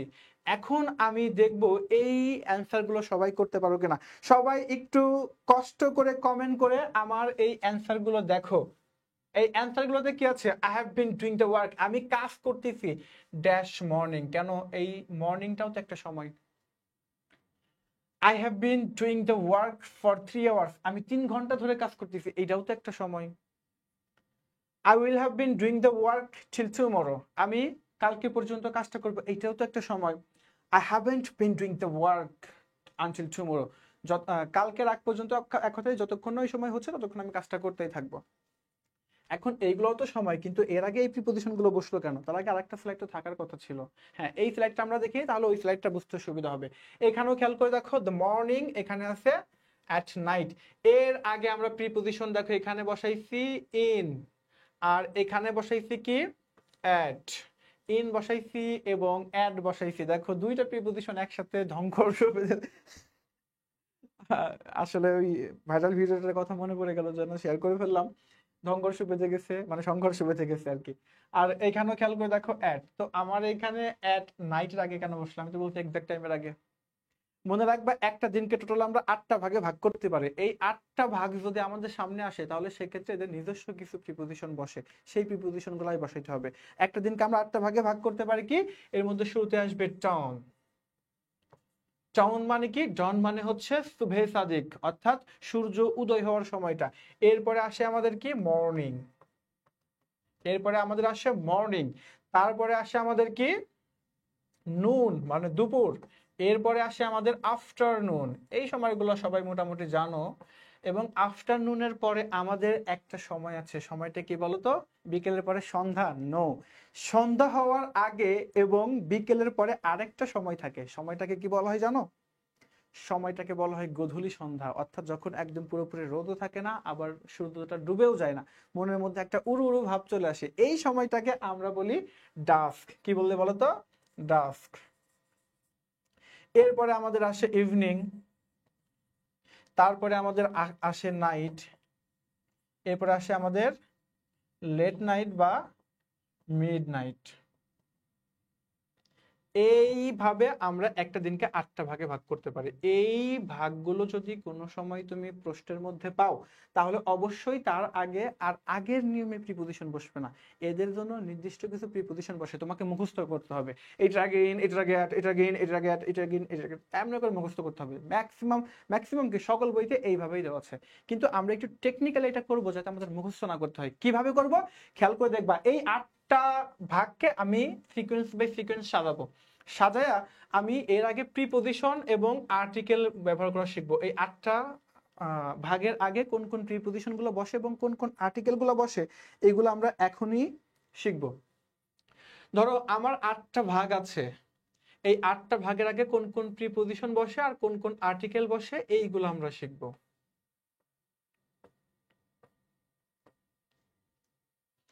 মনে রাখবা, আমরা মুখস্থ করা ছাড়া কিভাবে শিখবো সেটা এইরকম সিকোয়েন্স বাই সিকোয়েন্স সাজায়া আমি প্রত্যেকটার শুরুতে দিব অ্যাট, একদম শুরুতে দিব অ্যাট, এবং শেষেরটার আগেও দিব অ্যাট। শুরুতে দিব অ্যাট এবং শেষেরটার আগেও দিব অ্যাট। এইভাবে আমি শুরু থেকে একটা অ্যাড দিব, একটা ইন দিব, একটা অ্যাড দিব, একটা ইন দিব। তাহলে এইটা যেহেতু অ্যাড আছে, এটা হবে ইন, এটা হবে অ্যাড, এটা হবে ইন। তাহলে এইটা হবে অ্যাড, এটা হবে ইন, এটা হবে অ্যাড। এইভাবে যদি তুমি সাজাই নাও, তাহলে তোমার কষ্ট করে পড়া লাগবে না যে at dawn, in morning, at dawn, এইরকম কিচ্ছু পড়া লাগবে না তোমার। ক্লিয়ার? এবং এইখান থেকে কিছু আর্টিকেলের ব্যবহার তুমি শিখে যাচ্ছ, কারণ অ্যাট যখন বসবে তখন কোনো আর্টিকেল বসবে না, কিন্তু ইন যখন বসবে তখন তার সাথে আর্টিকেল দা বসবে। তাহলে at noon, in the afternoon, at dusk, in the evening, at night, at late night or midnight। এইভাবে তুমি আর্টিকেল এবং প্রিপোজিশন এই 8টা ভাগের 8টা সময়ের আগে বসাইতে পারো, কোনো মুখস্থ করা ছাড়া। তুমি একটা দিনকে যে 8টা ভাগে ভাগ করলা, এই 8টা ভাগের প্রথমটা শুরুতে দিবা অ্যাট, শেষেও দিবা অ্যাট। এবারে শুরু থেকে অ্যাট ইন করে সাজাইতে আসবা। অ্যাট বসলে সেখানে কোনো আর্টিকেল বসবে না, আর ইন বসলে সেখানে আমার আর্টিকেল বসবে দা। এইভাবে তুমি যদি পড়ো, আশা করা যায় যে তোমার মুখস্থ করা ছাড়াই পৃথিবীর বুকে যেই কোশ্চেন আসে তুমি পারবা। খেয়াল করে দেখো, এখানে আছে আমার মর্নিং। মর্নিংটা কোথায় আছে? এই যে এখানে আছে। এর আগে প্রিপোজিশন কি হবে? ইন হবে। এই যে আমার ইন বসে গেছে। এখন কিন্তু আগের রুলটা কাজ করলো না। আবার পরের লাইটে দেখো নাইট আছে, তাহলে নাইট আসলে আমার সিকোয়েন্স অনুসারে কি আসতেছে? সিকোয়েন্স অনুসারে আসতেছে অ্যাট। এই যে আমার অ্যাট বসে গেছে। আই থিংক এইটা নিয়েও তোমার আর কোনো সমস্যা হবে না। কিন্তু এরপরেও আমরা দেখি যে তোমাদের মাঝে মাঝে কিছু প্রিপোজিশন আসে সময়ের আগে, তুমি কোনোভাবে আর সমাধান করতে পারো না। এই ব্যতিক্রমগুলো আমরা এখন দেখব। ধরো সরি, এই যে ব্যতিক্রম গুলো দেখবো। খেয়াল করে দেখো, এখানে বলছে মর্নিং, এখানে বলছে 3 আওয়ার্স, এখানে বলছে টুমরো, আবার এইখানেও বলছে টুমরো। কিন্তু এর আগে যে প্রিপজিশন গুলো বসছে এগুলো দেখো সিন্স, ফর, টিল, আর এখানে আছে আনটিল। একটা জিনিস মনে করবা, এইখানে আমার আগের কোনো নিয়মই আর কাজে লাগতেছে না, তাইলে কি এতক্ষণ ভুল শিখলাম? নো, এইটা হচ্ছে ব্যতিক্রম। ব্যতিক্রম তুমি বুঝবা কিভাবে? দেখবে এখানে কোন টেন্স আছে, দেখো সাবজেক্ট, হ্যাভ ভার্ব, বিন, ভার্বের সাথে আইএনজি যোগ। এইটা কোন টেন্সের গঠন? পারফেক্ট টেন্সের গঠন। যদি এইভাবে আমার পারফেক্ট টেন্সের কোনো এক্সাম্পল আসে, সেক্ষেত্রে আমার কোনো প্রিপজিশনের কোনো রুলস কিন্তু আর কাজে লাগবে না। সেক্ষেত্রে তোমাকে আলাদা একটা রুলস শিখতে হবে। কি? ধরো তুমি এইটা একটা সময়, এই সময়টাকে আগে প্রিপজিশন বসাবা। এখন খেয়াল করে দেখবা ওই সময়টাতে স্টার্টিং টাইম বোঝাচ্ছে কিনা, অর্থাৎ কখন থেকে তুমি ওই কাজটা, ওই ভার্বের কাজটা শুরু করছো, এইটা বোঝাচ্ছে কিনা। যদি স্টার্টিং টাইম বোঝায়, আবার বলে দিচ্ছি, যদি স্টার্টিং টাইম বোঝায় তাহলে সেক্ষেত্রে তার আগে প্রিপজিশন বসবে সিন্স। সেক্ষেত্রে কিন্তু অন্য কোনো প্রিপজিশন বসায়া আর কোনো কাজে আসবে না। যেমন I have been doing the work dash morning, আমি সকাল থেকে কাজ করতেছি। আমি কখন থেকে কাজ করতেছি? সকাল থেকে, অর্থাৎ কাজটা কখন থেকে শুরু করছি সেইটার কথা উল্লেখ আছে, এর বাইরে আর কিছু কিন্তু নাই। সুতরাং আমার এখানে উত্তর হয়েছে সিন্স। পরের সেন্টেন্সে আসো, একইভাবে খেয়াল করে দেখো, এখানে আছে I have been doing the work dash 3 hours, অর্থাৎ তুমি এখানে কত সময় টোটাল কাজ করছো এখানে কিন্তু সেটা বোঝাচ্ছে। কখন থেকে কাজ করছো সেটা কিন্তু নাই, কতক্ষণ পর্যন্ত করবা সেটা কিন্তু নাই, বলতে মোট কত সময় কাজ করছো বা কাজ করতেছো। যদি এইভাবে টোটাল টাইম বোঝায়, আই রিপিট, যদি টোটাল টাইম বোঝায় তাহলে সেক্ষেত্রে আমরা প্রিপজিশন ব্যবহার করব ফর। সেই ক্ষেত্রে আমরা প্রিপজিশন ব্যবহার করব ফর। টোটাল টাইম ব্যবহার করতে, এই জন্য আমার এখানে উত্তর হয়েছে ফর। সেম ভাবে পরেরটা দেখো, I will have been doing the work dash tomorrow. এইখানে বলছে আই উইল হ্যাভ বিন, মানে ফিউচার, আমি করব।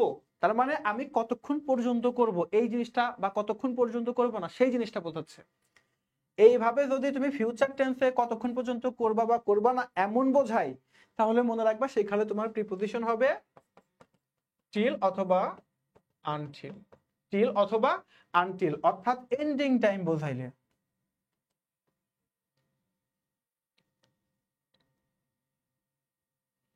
তাহলে আমি একটা জিনিস খেয়াল করে দেখতেছি, আমি যদি দেখি আমার যেই সময়টা উল্লেখ আছে সেই সময় আমার পারফেক্ট টেন্স আছে এবং পারফেক্ট টেন্সের কখন থেকে কাজটা শুরু করছে এটা বোঝাচ্ছে, তাহলে সেক্ষেত্রে স্টার্টিং টাইমের ক্ষেত্রে আমি ব্যবহার করব সিন্স। যদি দেখি টোটাল টাইম বোঝাচ্ছে তাহলে ব্যবহার করব ফর। আর যদি দেখি এন্ডিং, অর্থাৎ কতক্ষণ পর্যন্ত করব বা করব না সেটা বোঝাচ্ছে, তাহলে টিল বা আনটিল। এখন কতক্ষণ পর্যন্ত করব সেক্ষেত্রে টিল, আর কতক্ষণ পর্যন্ত না করব সেক্ষেত্রে হচ্ছে আনটিল। এক কথায় তুমি যদি আরো সহজে একটু শর্টকাটে শিখতে দাও তাহলে অ্যাফার্মেটিভ সেন্টেন্সে তুমি টিল দিয়ে দিতে পারো আর নেগেটিভ সেন্টেন্সে আনটিল দিয়ে দিতে পারো। আই থিংক সময় সম্পর্কিত আর কোনো প্রিপজিশন নিয়ে জীবনে তোমার আর কোনো ঝামেলা হবে না, একটু স্ক্রিনশট নিয়ে নিতে পারো। ওকে, আমি এখন আরো নতুন নতুন কিছু প্রিপজিশনের সাথে পরিচিত হতে যাচ্ছি। খেয়াল করে দেখো, এখানে আছে the fan dash fan is made, এই যে মেড, তিনটাই দেখো মেড ভার্ব আছে। কি ভার্ব আছে? Made verb. আমরা জানি মেড মানে কি? মেড মানে তৈরি করা। এই মেড ভার্বের সাথে সবসময়, আরো মিনিমাম আধা ঘন্টা লাগবে। ওকে, আমরা জানি এই মেড মানে কি? তৈরি করা বা তৈরি হওয়া। এই মেড ভার্ব যখন প্যাসিভ ভয়েসে থাকবে, প্যাসিভ মোডে থাকবে, তখন এর অর্থ হচ্ছে কোনো কিছু তৈরি হওয়া। এই মেড ভার্বের সাথে সবসময় তিনটা প্রিপজিশন বসতে পারে। কয়টা প্রিপজিশন বসতে পারে? তিনটা প্রিপজিশন বসতে পারে। একটা হচ্ছে মেড ইন, একটা হচ্ছে মেড অফ, আর একটা হচ্ছে মেড ফ্রম। তাহলে মেড ভার্বের সাথে সবসময় প্যাসিভ ভয়েসে থাকলে তিনটা প্রিপজিশন বসতে পারবে। একটা হচ্ছে মেড ইন, মেড অফ, আর একটা হচ্ছে মেড ফ্রম। এখন আসো, কোথায় আমি মেড ইন ব্যবহার করব, কোথায় অফ ব্যবহার করব, আর কোথায় মেড ফ্রম ব্যবহার করব। একটা জিনিস মাথায় রাখবা, সেটা হচ্ছে এই যে লাইনটা পড়লা দেখো, fan is made dash iron. ফ্যানটা কি থেকে তৈরি হয়েছে? আয়রন থেকে তৈরি হয়েছে। This paper is made dash bamboo. এই পেপারটা কি থেকে তৈরি হয়েছে? ব্যাম্বো থেকে তৈরি হয়েছে। আবার বললাম this pen is made dash China. ফোনটা কোথা থেকে তৈরি হয়েছে? চায়না থেকে তৈরি হয়েছে। এখন তিনটা দ্বারাই উপাদান বোঝাচ্ছে, কোথা থেকে তৈরি হয়েছে সেটা বোঝাচ্ছে। বাট দেখো এই যে তৈরি হয়েছে এইটা কিন্তু কোন জায়গা থেকে তৈরি হয়েছে, কোন প্রতিষ্ঠান থেকে তৈরি হয়েছে সেটা বোঝাচ্ছে। যদি কোনো দেশজ উৎপাদন বোঝায়, অর্থাৎ কোন জায়গা থেকে উৎপাদন হয়েছে এইটা বোঝায়, তাহলে সেক্ষেত্রে আমরা প্রিপজিশন হিসেবে ব্যবহার করব অবশ্যই ইন। অর্থাৎ দেশজ উৎপাদন বোঝাইলে বা কোনো জায়গা থেকে যদি উৎপাদন হওয়া বোঝায়, তাহলে সেক্ষেত্রে আমরা প্রিপজিশন ব্যবহার করব মেড ইন। কিন্তু ঝামেলাটা পাকাবে যে মেড অফ কখন দিব আর মেড ফ্রম কখন দিব। এটা যারা জানো একটু কষ্ট করে কমেন্ট করে জানাও দেখি আসলে আসল উত্তরটা কোনটা হবে।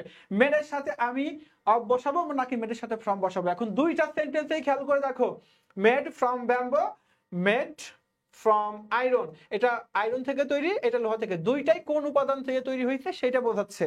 তাহলে আমি কখন কোন প্রিপজিশন দিব, অর্থাৎ কখন অফ দিব আর কখন ফ্রম দিব, একটু কমেন্ট করে সবাই জানাও দেখি জানো কিনা।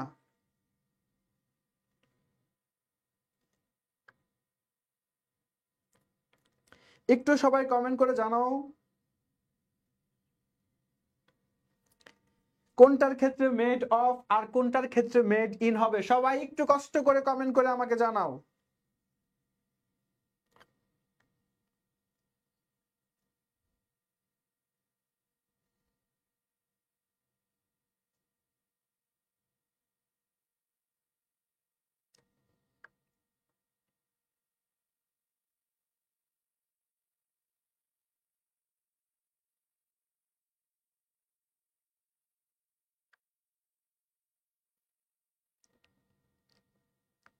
সবাই কমেন্ট করে দ্রুত জানাও আসলে কোন উত্তরটা এখানে হবে।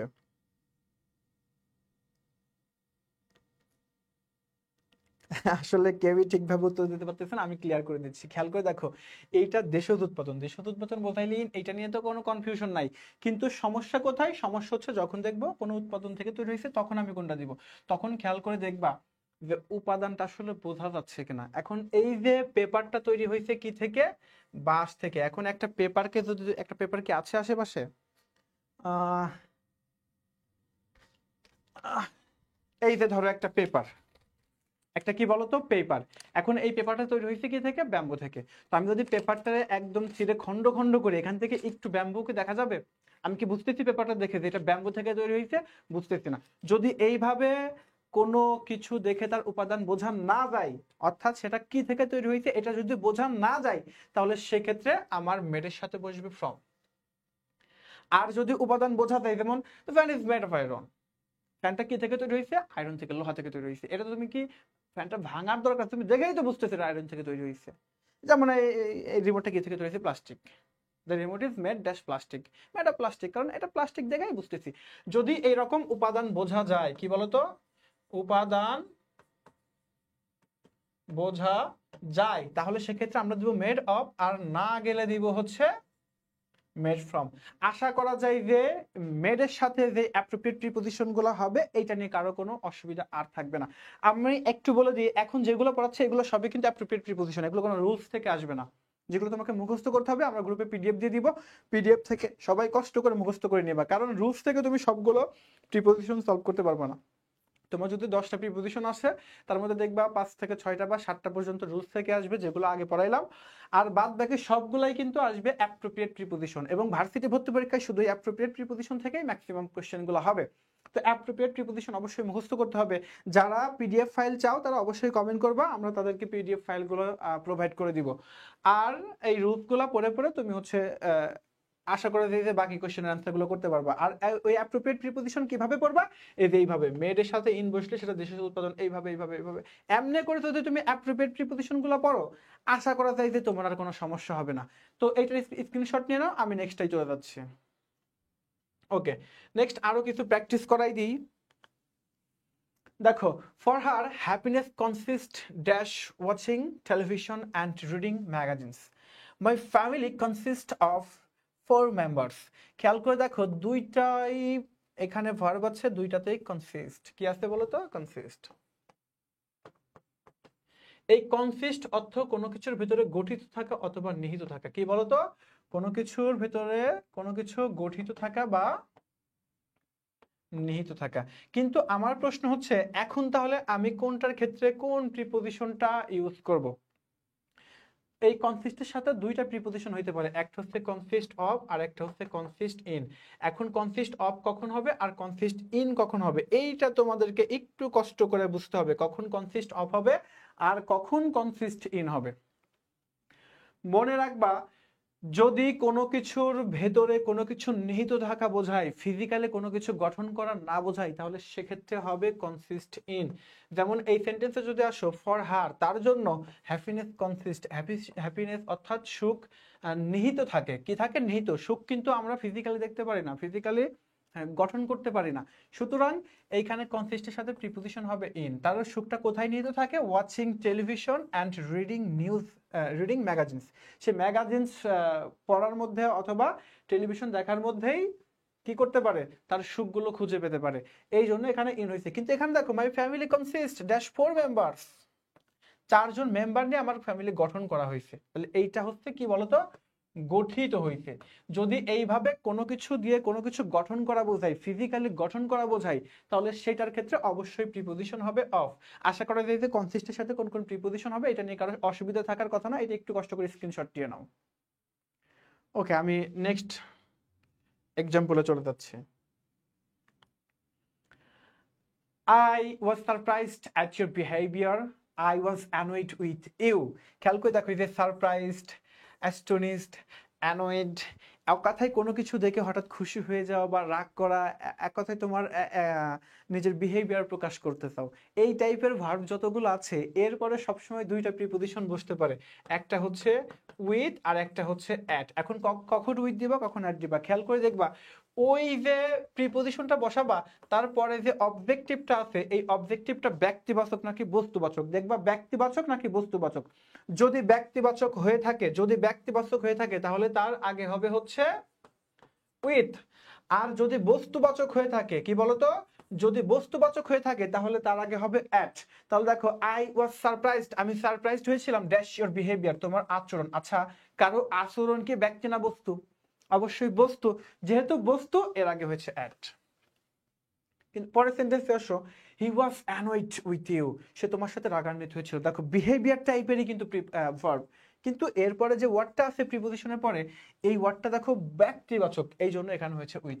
আই থিঙ্ক এই ব্যক্তিবাচক বা বস্তুবাচক টাইপের যতগুলো ভার্ব আছে, এই ভার্বের প্রিপোজিশনগুলো তোমার যদি আসে, তুমি একদম মানে কোনো কিছু চিন্তা করা ছাড়াই একদম 100% পেরে যাবা। কিভাবে পারবা? দেখবা প্রিপোজিশন যেখানে বসবে তারপরের ওয়ার্ডটা কি আছে, ওয়ার্ডটা যদি বস্তুবাচক থাকে তাহলে দিবা অ্যাট, আর ব্যক্তিবাচক থাকলে দিবা with. I think everything is clear. Okay, এটা একটু স্ক্রিনশট দিয়ে নাও, আমি অন্য স্লাইডে যাচ্ছি।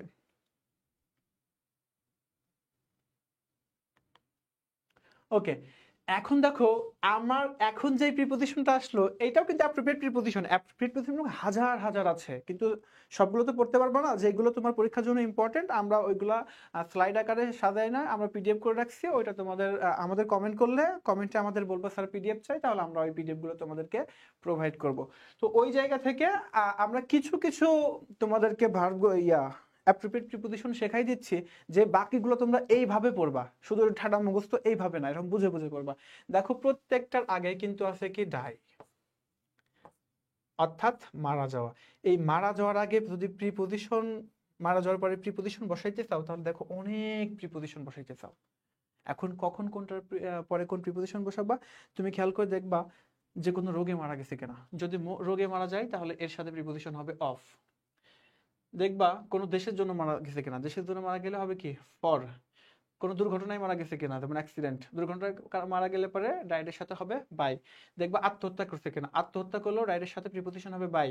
দেখো, কোনো কিছু মিলিয়ে যাচ্ছে কিনা, হারিয়ে যাচ্ছে কিনা, মিলিয়ে যাওয়া বোঝাইতে আমরা সব সময় ডাইরের সাথে প্রিপোজিশন ব্যবহার করব অ্যাওয়ে, যেমন দ্য সাউন্ড অ্যাওয়ে। আমি ধরো এখন কথা বলতেছি এই রুমের মধ্যে, এই রুমের মধ্যে যারা আছে শুনতে পারবে, রুমের বাইরে গিয়ে কথা বললে হয়তো একটু কম শুনতে পারবে, তার থেকে দূরে গেলে আরো কম, তার থেকে দূরে গেলে আরো কম। ওই যে তোমরা অনুপমের আর কল্যাণের ইয়াটা পড়ছো না, অপরিচিতা থেকে, যে হচ্ছে ওই সাউন্ড আস্তে আস্তে মিলিয়ে গেল, ওই যে এইখানে জায়গা আছে, আশা করা যায় যে তোমরা এটা পড়ছো। তো এইভাবে সাউন্ড দেখো হারিয়ে যাচ্ছে, এরকম কোনো কিছু হারিয়ে যাওয়া, মিলিয়ে যাওয়া বোঝাইলে সেক্ষেত্রে ডাইরের সাথে প্রিপোজিশন হবে অ্যাওয়ে।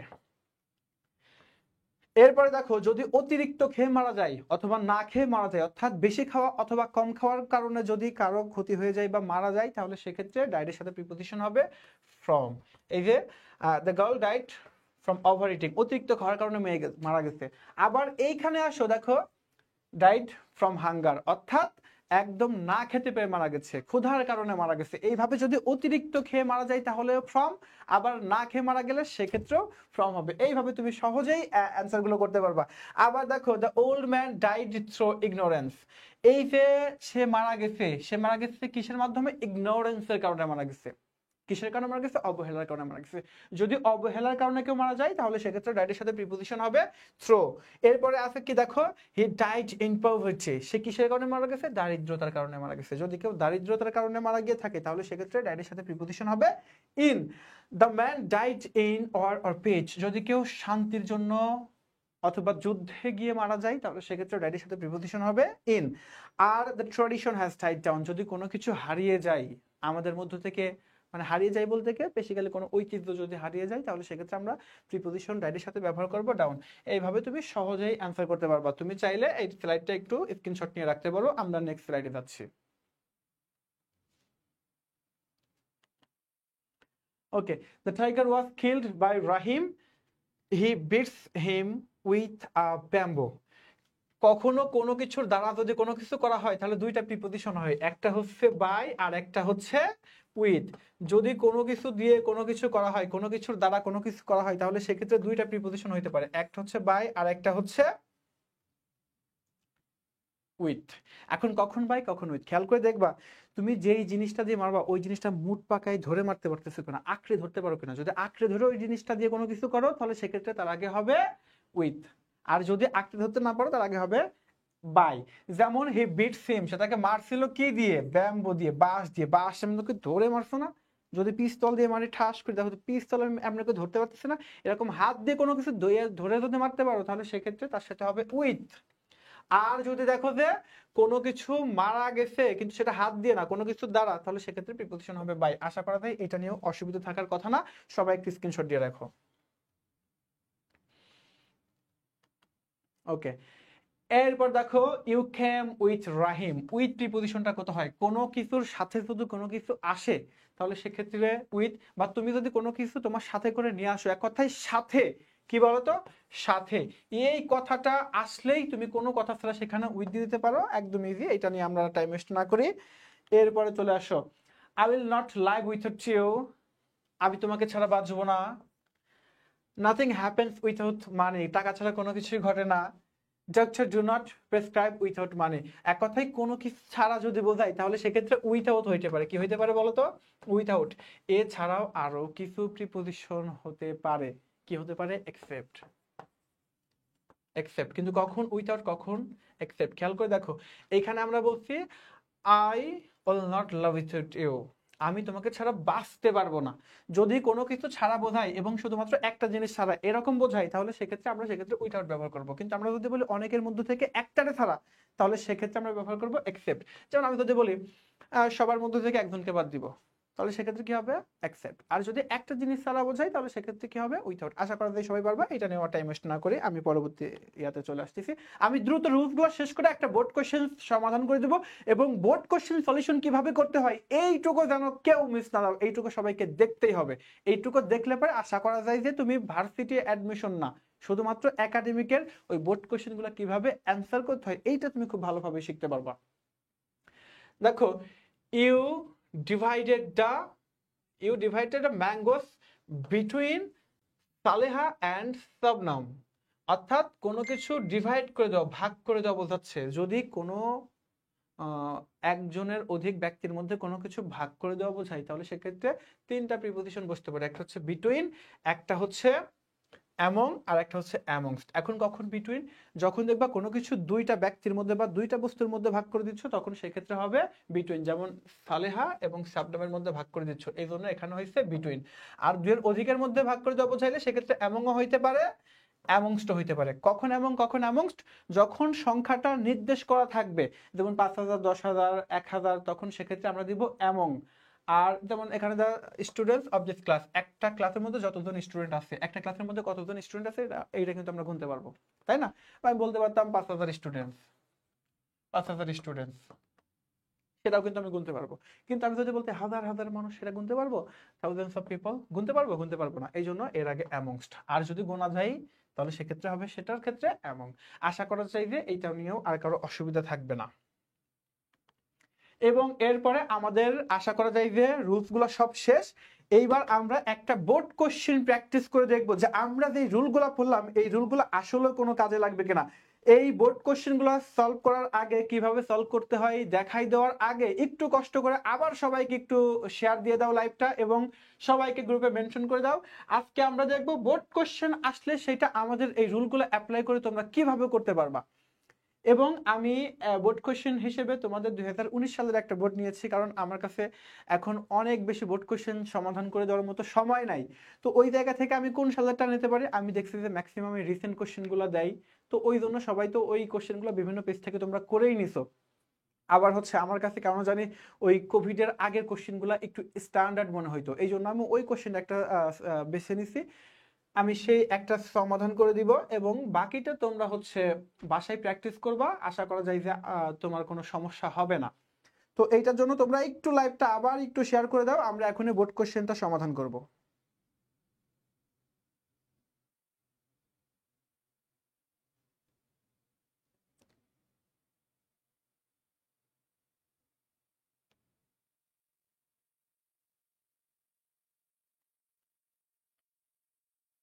সবাই কষ্ট করে লাইভটা আবার একটু শেয়ার করে দাও।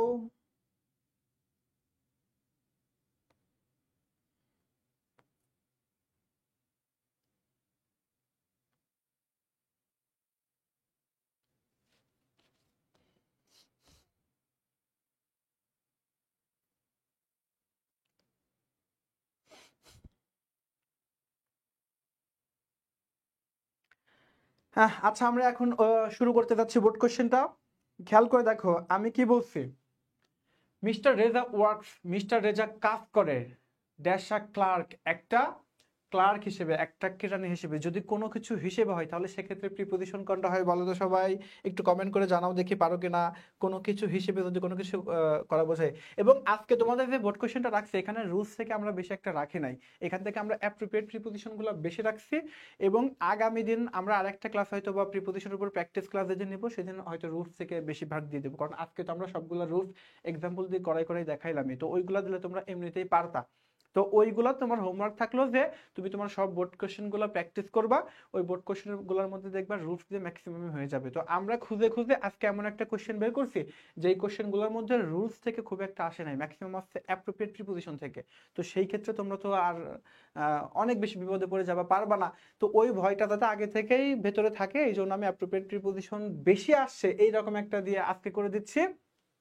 তাহলে তোমরা অ্যাপ্রোপ্রিয়েট প্রিপোজিশনটা বেশি বেশি করবা, নাইলে এরকম প্রশ্ন আসলে কিন্তু একদম ফেসে যাবা। ঠিক আছে, এখন শুরুতে আছো।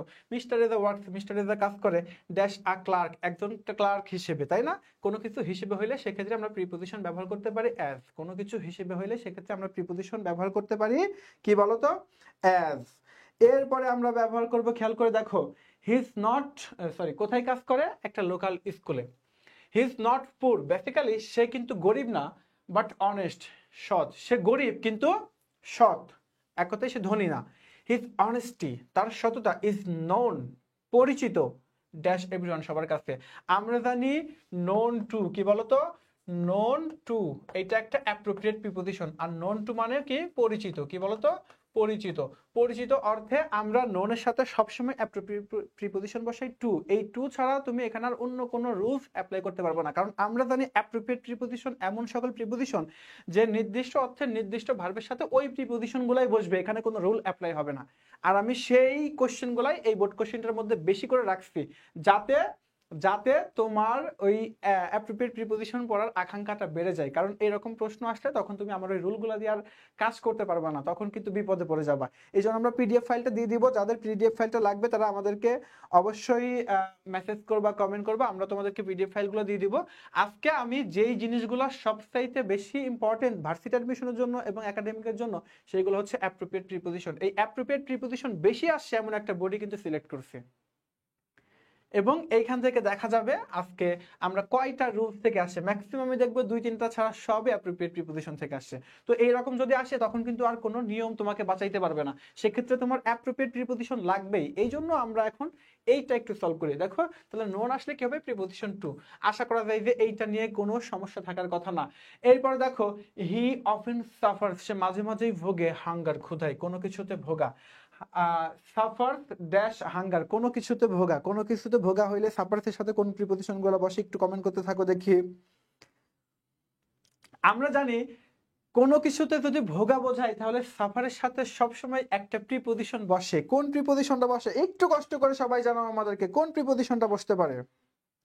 আমরা জানি সাফারের সাথে সবসময় একটা প্রিপোজিশন বসে, সেটা হচ্ছে ফ্রম। কি বলতো? ফ্রম। এই সাফার ফ্রম মানে কোনো কিছুতে ভোগা, সাফার ফ্রম মানে কোনো কিছুতে ভোগা, তাহলে সাফারস আসলে তার সাথে সবসময় প্রিপোজিশন ফ্রম দিব। সাফার ফ্রম মানে কোনো কিছুতে ভোগা, তাহলে সে মাঝে মাঝে কিসে ভোগে? ক্ষুধায় ভোগে। হি ইজ ডিপ্রাইভড, সে কি ডিপ্রাইভড, ডিপ্রাইভডের সাথে একটা প্রিপোজিশন বসে, সেটা হচ্ছে অফ। এই ডিপ্রাইভড অফ কিন্তু একটা অ্যাপ্রোপ্রিয়েট প্রিপোজিশন, এর অর্থ হচ্ছে কোনো কিছু থেকে বঞ্চিত হওয়া, কোনো কিছু থেকে বঞ্চিত হওয়া। দেখো এইখানে কিন্তু তোমার একটা রুলস কাজে লাগতেছে না, যে রুলস গুলো আগে পড়াইছি বা তোমার টোটাল বইতে যত রুলস আছে একটাও কাজে লাগবে না, কারণ এগুলো অ্যাপ্রোপ্রিয়েট প্রিপোজিশন। আর এই অ্যাপ্রোপ্রিয়েট প্রিপোজিশন যেভাবে আমি দেখাইলাম ওইভাবে আমরা যে পিডিএফটা দিব ওই পিডিএফটা টোটাল একদম মুখস্থ করে ফেলবা যতদূর সম্ভব। আর আমি আজকে যে ক্লাসটা নিলাম এই ক্লাসটা একদম ভালো মতো করবা। আজকের এই ক্লাসটা কিন্তু সবচেয়ে ক্রিটিক্যাল ক্লাস ছিল, প্রিপোজিশনের ক্লাসটা বোঝই তো সবচেয়ে বড় ক্লাস। তো ওই জায়গা থেকে তোমরা এই দুইটা জিনিস যদি কম্বিনেশন করতে পারো, সেটা আমাদের পিডিএফ এর অ্যাপ্রোপ্রিয়েট প্রিপোজিশন আর আমাদের রুলসগুলো, তাহলে তোমার প্রিপোজিশন থেকে ইনশাআল্লাহ আর কেউ আটকাইতে পারবে না। তাহলে কি হবে? Is deprived of comfort and many other things. এইটা বোঝো নাই কে কে আমাদেরকে বলো, একটু কমেন্ট করে জানাও দেখি কে কে বোঝো নাই। একটু কমেন্ট করে সবাই জানাও।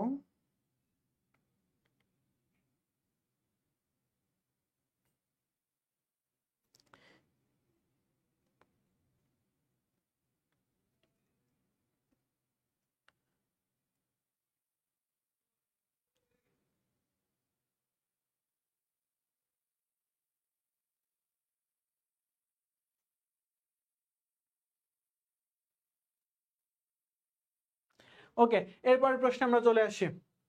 নেভারথলেস he doesn't long dash wealth, আসলে সে কিসের জন্য চেষ্টা করে না বা বসে থাকে না? সে কিন্তু সম্পদের জন্য বসে থাকে না। আর কোনো কিছুর জন্য হইলে আমরা জানি প্রিপোজিশন, সেক্ষেত্রে হবে ফর। এটা মোটামুটি সবাই পারার মতো ছিল, কিন্তু আগের গুলা খেয়াল করে দেখো, আগের গুলা কিন্তু এরকম আসে নাই। এরপরেরটা কি হতে পারে সবাই একটু কমেন্ট করে জানাও, একটু কমেন্ট করে জানাও সবাই, কুইক একটু কমেন্ট করে জানাও কি হতে পারে।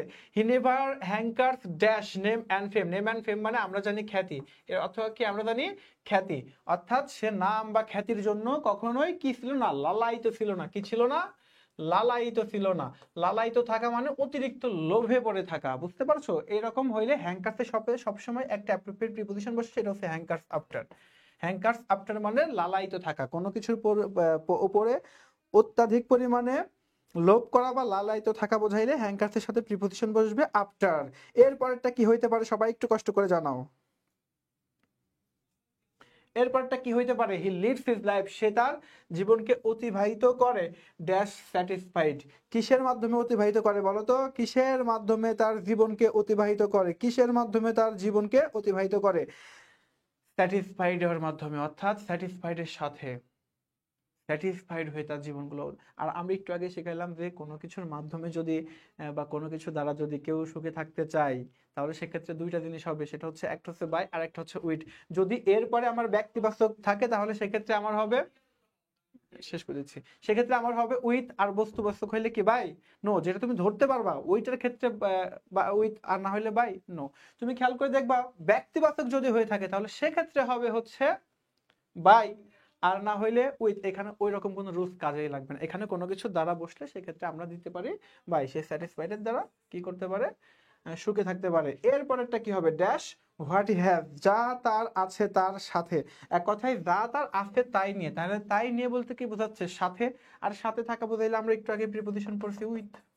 আশা করা যায় যে এইটা নিয়ে আর কোনো অসুবিধা হবে না। এরপরে আছে but someone he runs into debt and poverty is responsible his, কিন্তু সে মাঝে মাঝে এগুলোর মধ্য দিয়ে যায় এবং এগুলোর জন্য দায়ী তার কি সবাই একটু কষ্ট করে জানাও এগুলোর জন্য দায়ী আসলে কি? For this ডেপ্ট, okay right two answer, for this ডেপ্ট। এবার পরেরটায় চলে আসো। However he doesn't like to depend dash আদার, সে কারোর উপরে নির্ভর করতে পছন্দ করে না। যদি কারোর উপরে কোনো কিছু নির্ভর করা বা না করা বোঝায়, আবার বলতেছি, যদি কারোর উপরে কোনো কিছু নির্ভর করা বা না করা বোঝায়, তাহলে সেক্ষেত্রে সবসময় ডিপেন্ডের সাথে প্রিপোজিশন হবে অন। কি হবে বলো তো? অন। আশা করা যায় যে এই প্রিপোজিশনটা দেখে তোমাদের মনে একটু হলেও ভয় ঢুকবে, কারণ এখানে আমি এমন একটা কোয়েশ্চেন এনেছি যেখানে আসলে রুলস দিয়ে কিছুই নাই।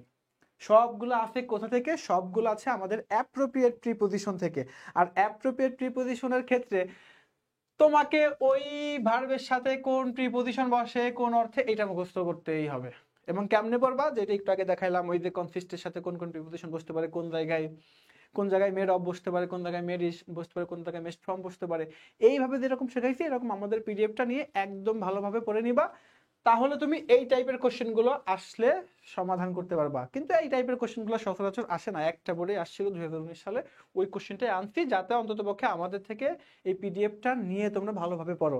কারণ এই টাইপের কোশ্চেন আসলে অ্যাপ্রোপ্রিয়েট প্রিপোজিশন ছাড়া শুধুমাত্র রুলস পড়ে যদি যাও, তোমার কেউ বাঁচাইতে পারবে না, তুমি একদম মারা খেয়ে যাবে, মাঠে মারা খাবে, একদম 100% শিওর। সুতরাং অবশ্যই তুমি আমাদের অ্যাপ্রোপ্রিয়েট প্রিপোজিশনের রুলসগুলো নিয়ে শীটটা নিয়ে অবশ্যই একটু পড়ে নিবা। আর আমরা আজকে যেই শর্টকাটে কিছু রুলস শেখাইছি, একটা ক্লাসের মধ্যে সব রুলগুলো দেখো নিয়ে আসছি। ওই রুলসগুলা পড়লে আর আমাদের এই অ্যাপ্রোপ্রিয়েট প্রিপোজিশনের যদি পিডিএফটা পড়তে পারো, তাইলে আশা করা যায় যে তোমার প্রিপোজিশন নিয়ে আর কোনো সমস্যা থাকবে না। এইচএসসি বোর্ড পরীক্ষায় প্রশ্ন যেভাবেই আসুক, তুমি প্রিপোজিশন নিয়ে ইনশাল্লাহ অ্যান্সার করতে পারবা। এবং প্রথমেই আমি প্রিপোজিশন নিয়ে আলোচনা করলাম, কারণ প্রিপোজিশন কিন্তু রুলস দিয়ে 100% কভার হবে না, কারণ এই ক্ষেত্রে তোমার রুলসটা জানা লাগবে এবং অ্যাপ্রোপ্রিয়েট প্রিপোজিশনসটা জানা লাগবে। এই জন্য আমি সবার আগে এই টপিকটা, একদম কনফিউজিং টপিকটা নিয়ে পড়ানো শুরু করলাম, যাতে এইচএসসি পরীক্ষার জন্য যেহেতু এখনো প্রায় 2 মাসের কাছাকাছি, 1.5 মাস প্লাস টাইম আছে, এই টাইমটা ধরে তোমরা অ্যাপ্রোপ্রিয়েট প্রিপোজিশনগুলো করতে পারো। এবং এর বাইরে যেই টপিকগুলো আছে, এই টপিকগুলো কিন্তু তুমি ওই রুলসগুলো দিয়ে করতে পারবা, যার ফলে, এবং আমি বিভিন্ন টেকনিক শেখাই দিব, সেক্ষেত্রে তোমার এত বেশি কষ্ট করা লাগবে না। শুধুমাত্র অ্যাপ্রোপ্রিয়েট প্রিপোজিশনের টপিকটা তুমি একটু কষ্ট করো, এরপর যে টপিকগুলো আছে এগুলো জাস্ট শর্টে দেখাই দেবো, তুমি তুড়ি দিয়ে অ্যান্সার করে ফেলতে পারবা। আশা করা যায় যে প্রতিদিন আমাদের ক্লাসগুলোতে অংশগ্রহণ করবা এবং এই ক্লাসগুলো তোমাদের জন্য অনেক বেশি গুরুত্বপূর্ণ ভূমিকা রাখবে। থ্যাংক ইউ সো মাচ আমাদের ক্লাসটাতে অংশগ্রহণ করার জন্য, এবং প্রত্যেকদিন সবাইকে সাথে নিয়ে, তোমাদের বন্ধু বান্ধবের সাথে নিয়ে আমাদের ক্লাসগুলো করবা, আমাদের সাথে ভালো একটা রেসপন্স দেখাবা। আমরা তোমাদের টোটাল কোর্সটা একদম ইংলিশ আইসিটি বাংলার জন্য একদম ফ্রিতে, একদম শুরু থেকে শেষ পর্যন্ত করে দেবো। ধন্যবাদ সবাইকে, আল্লাহ হাফেজ।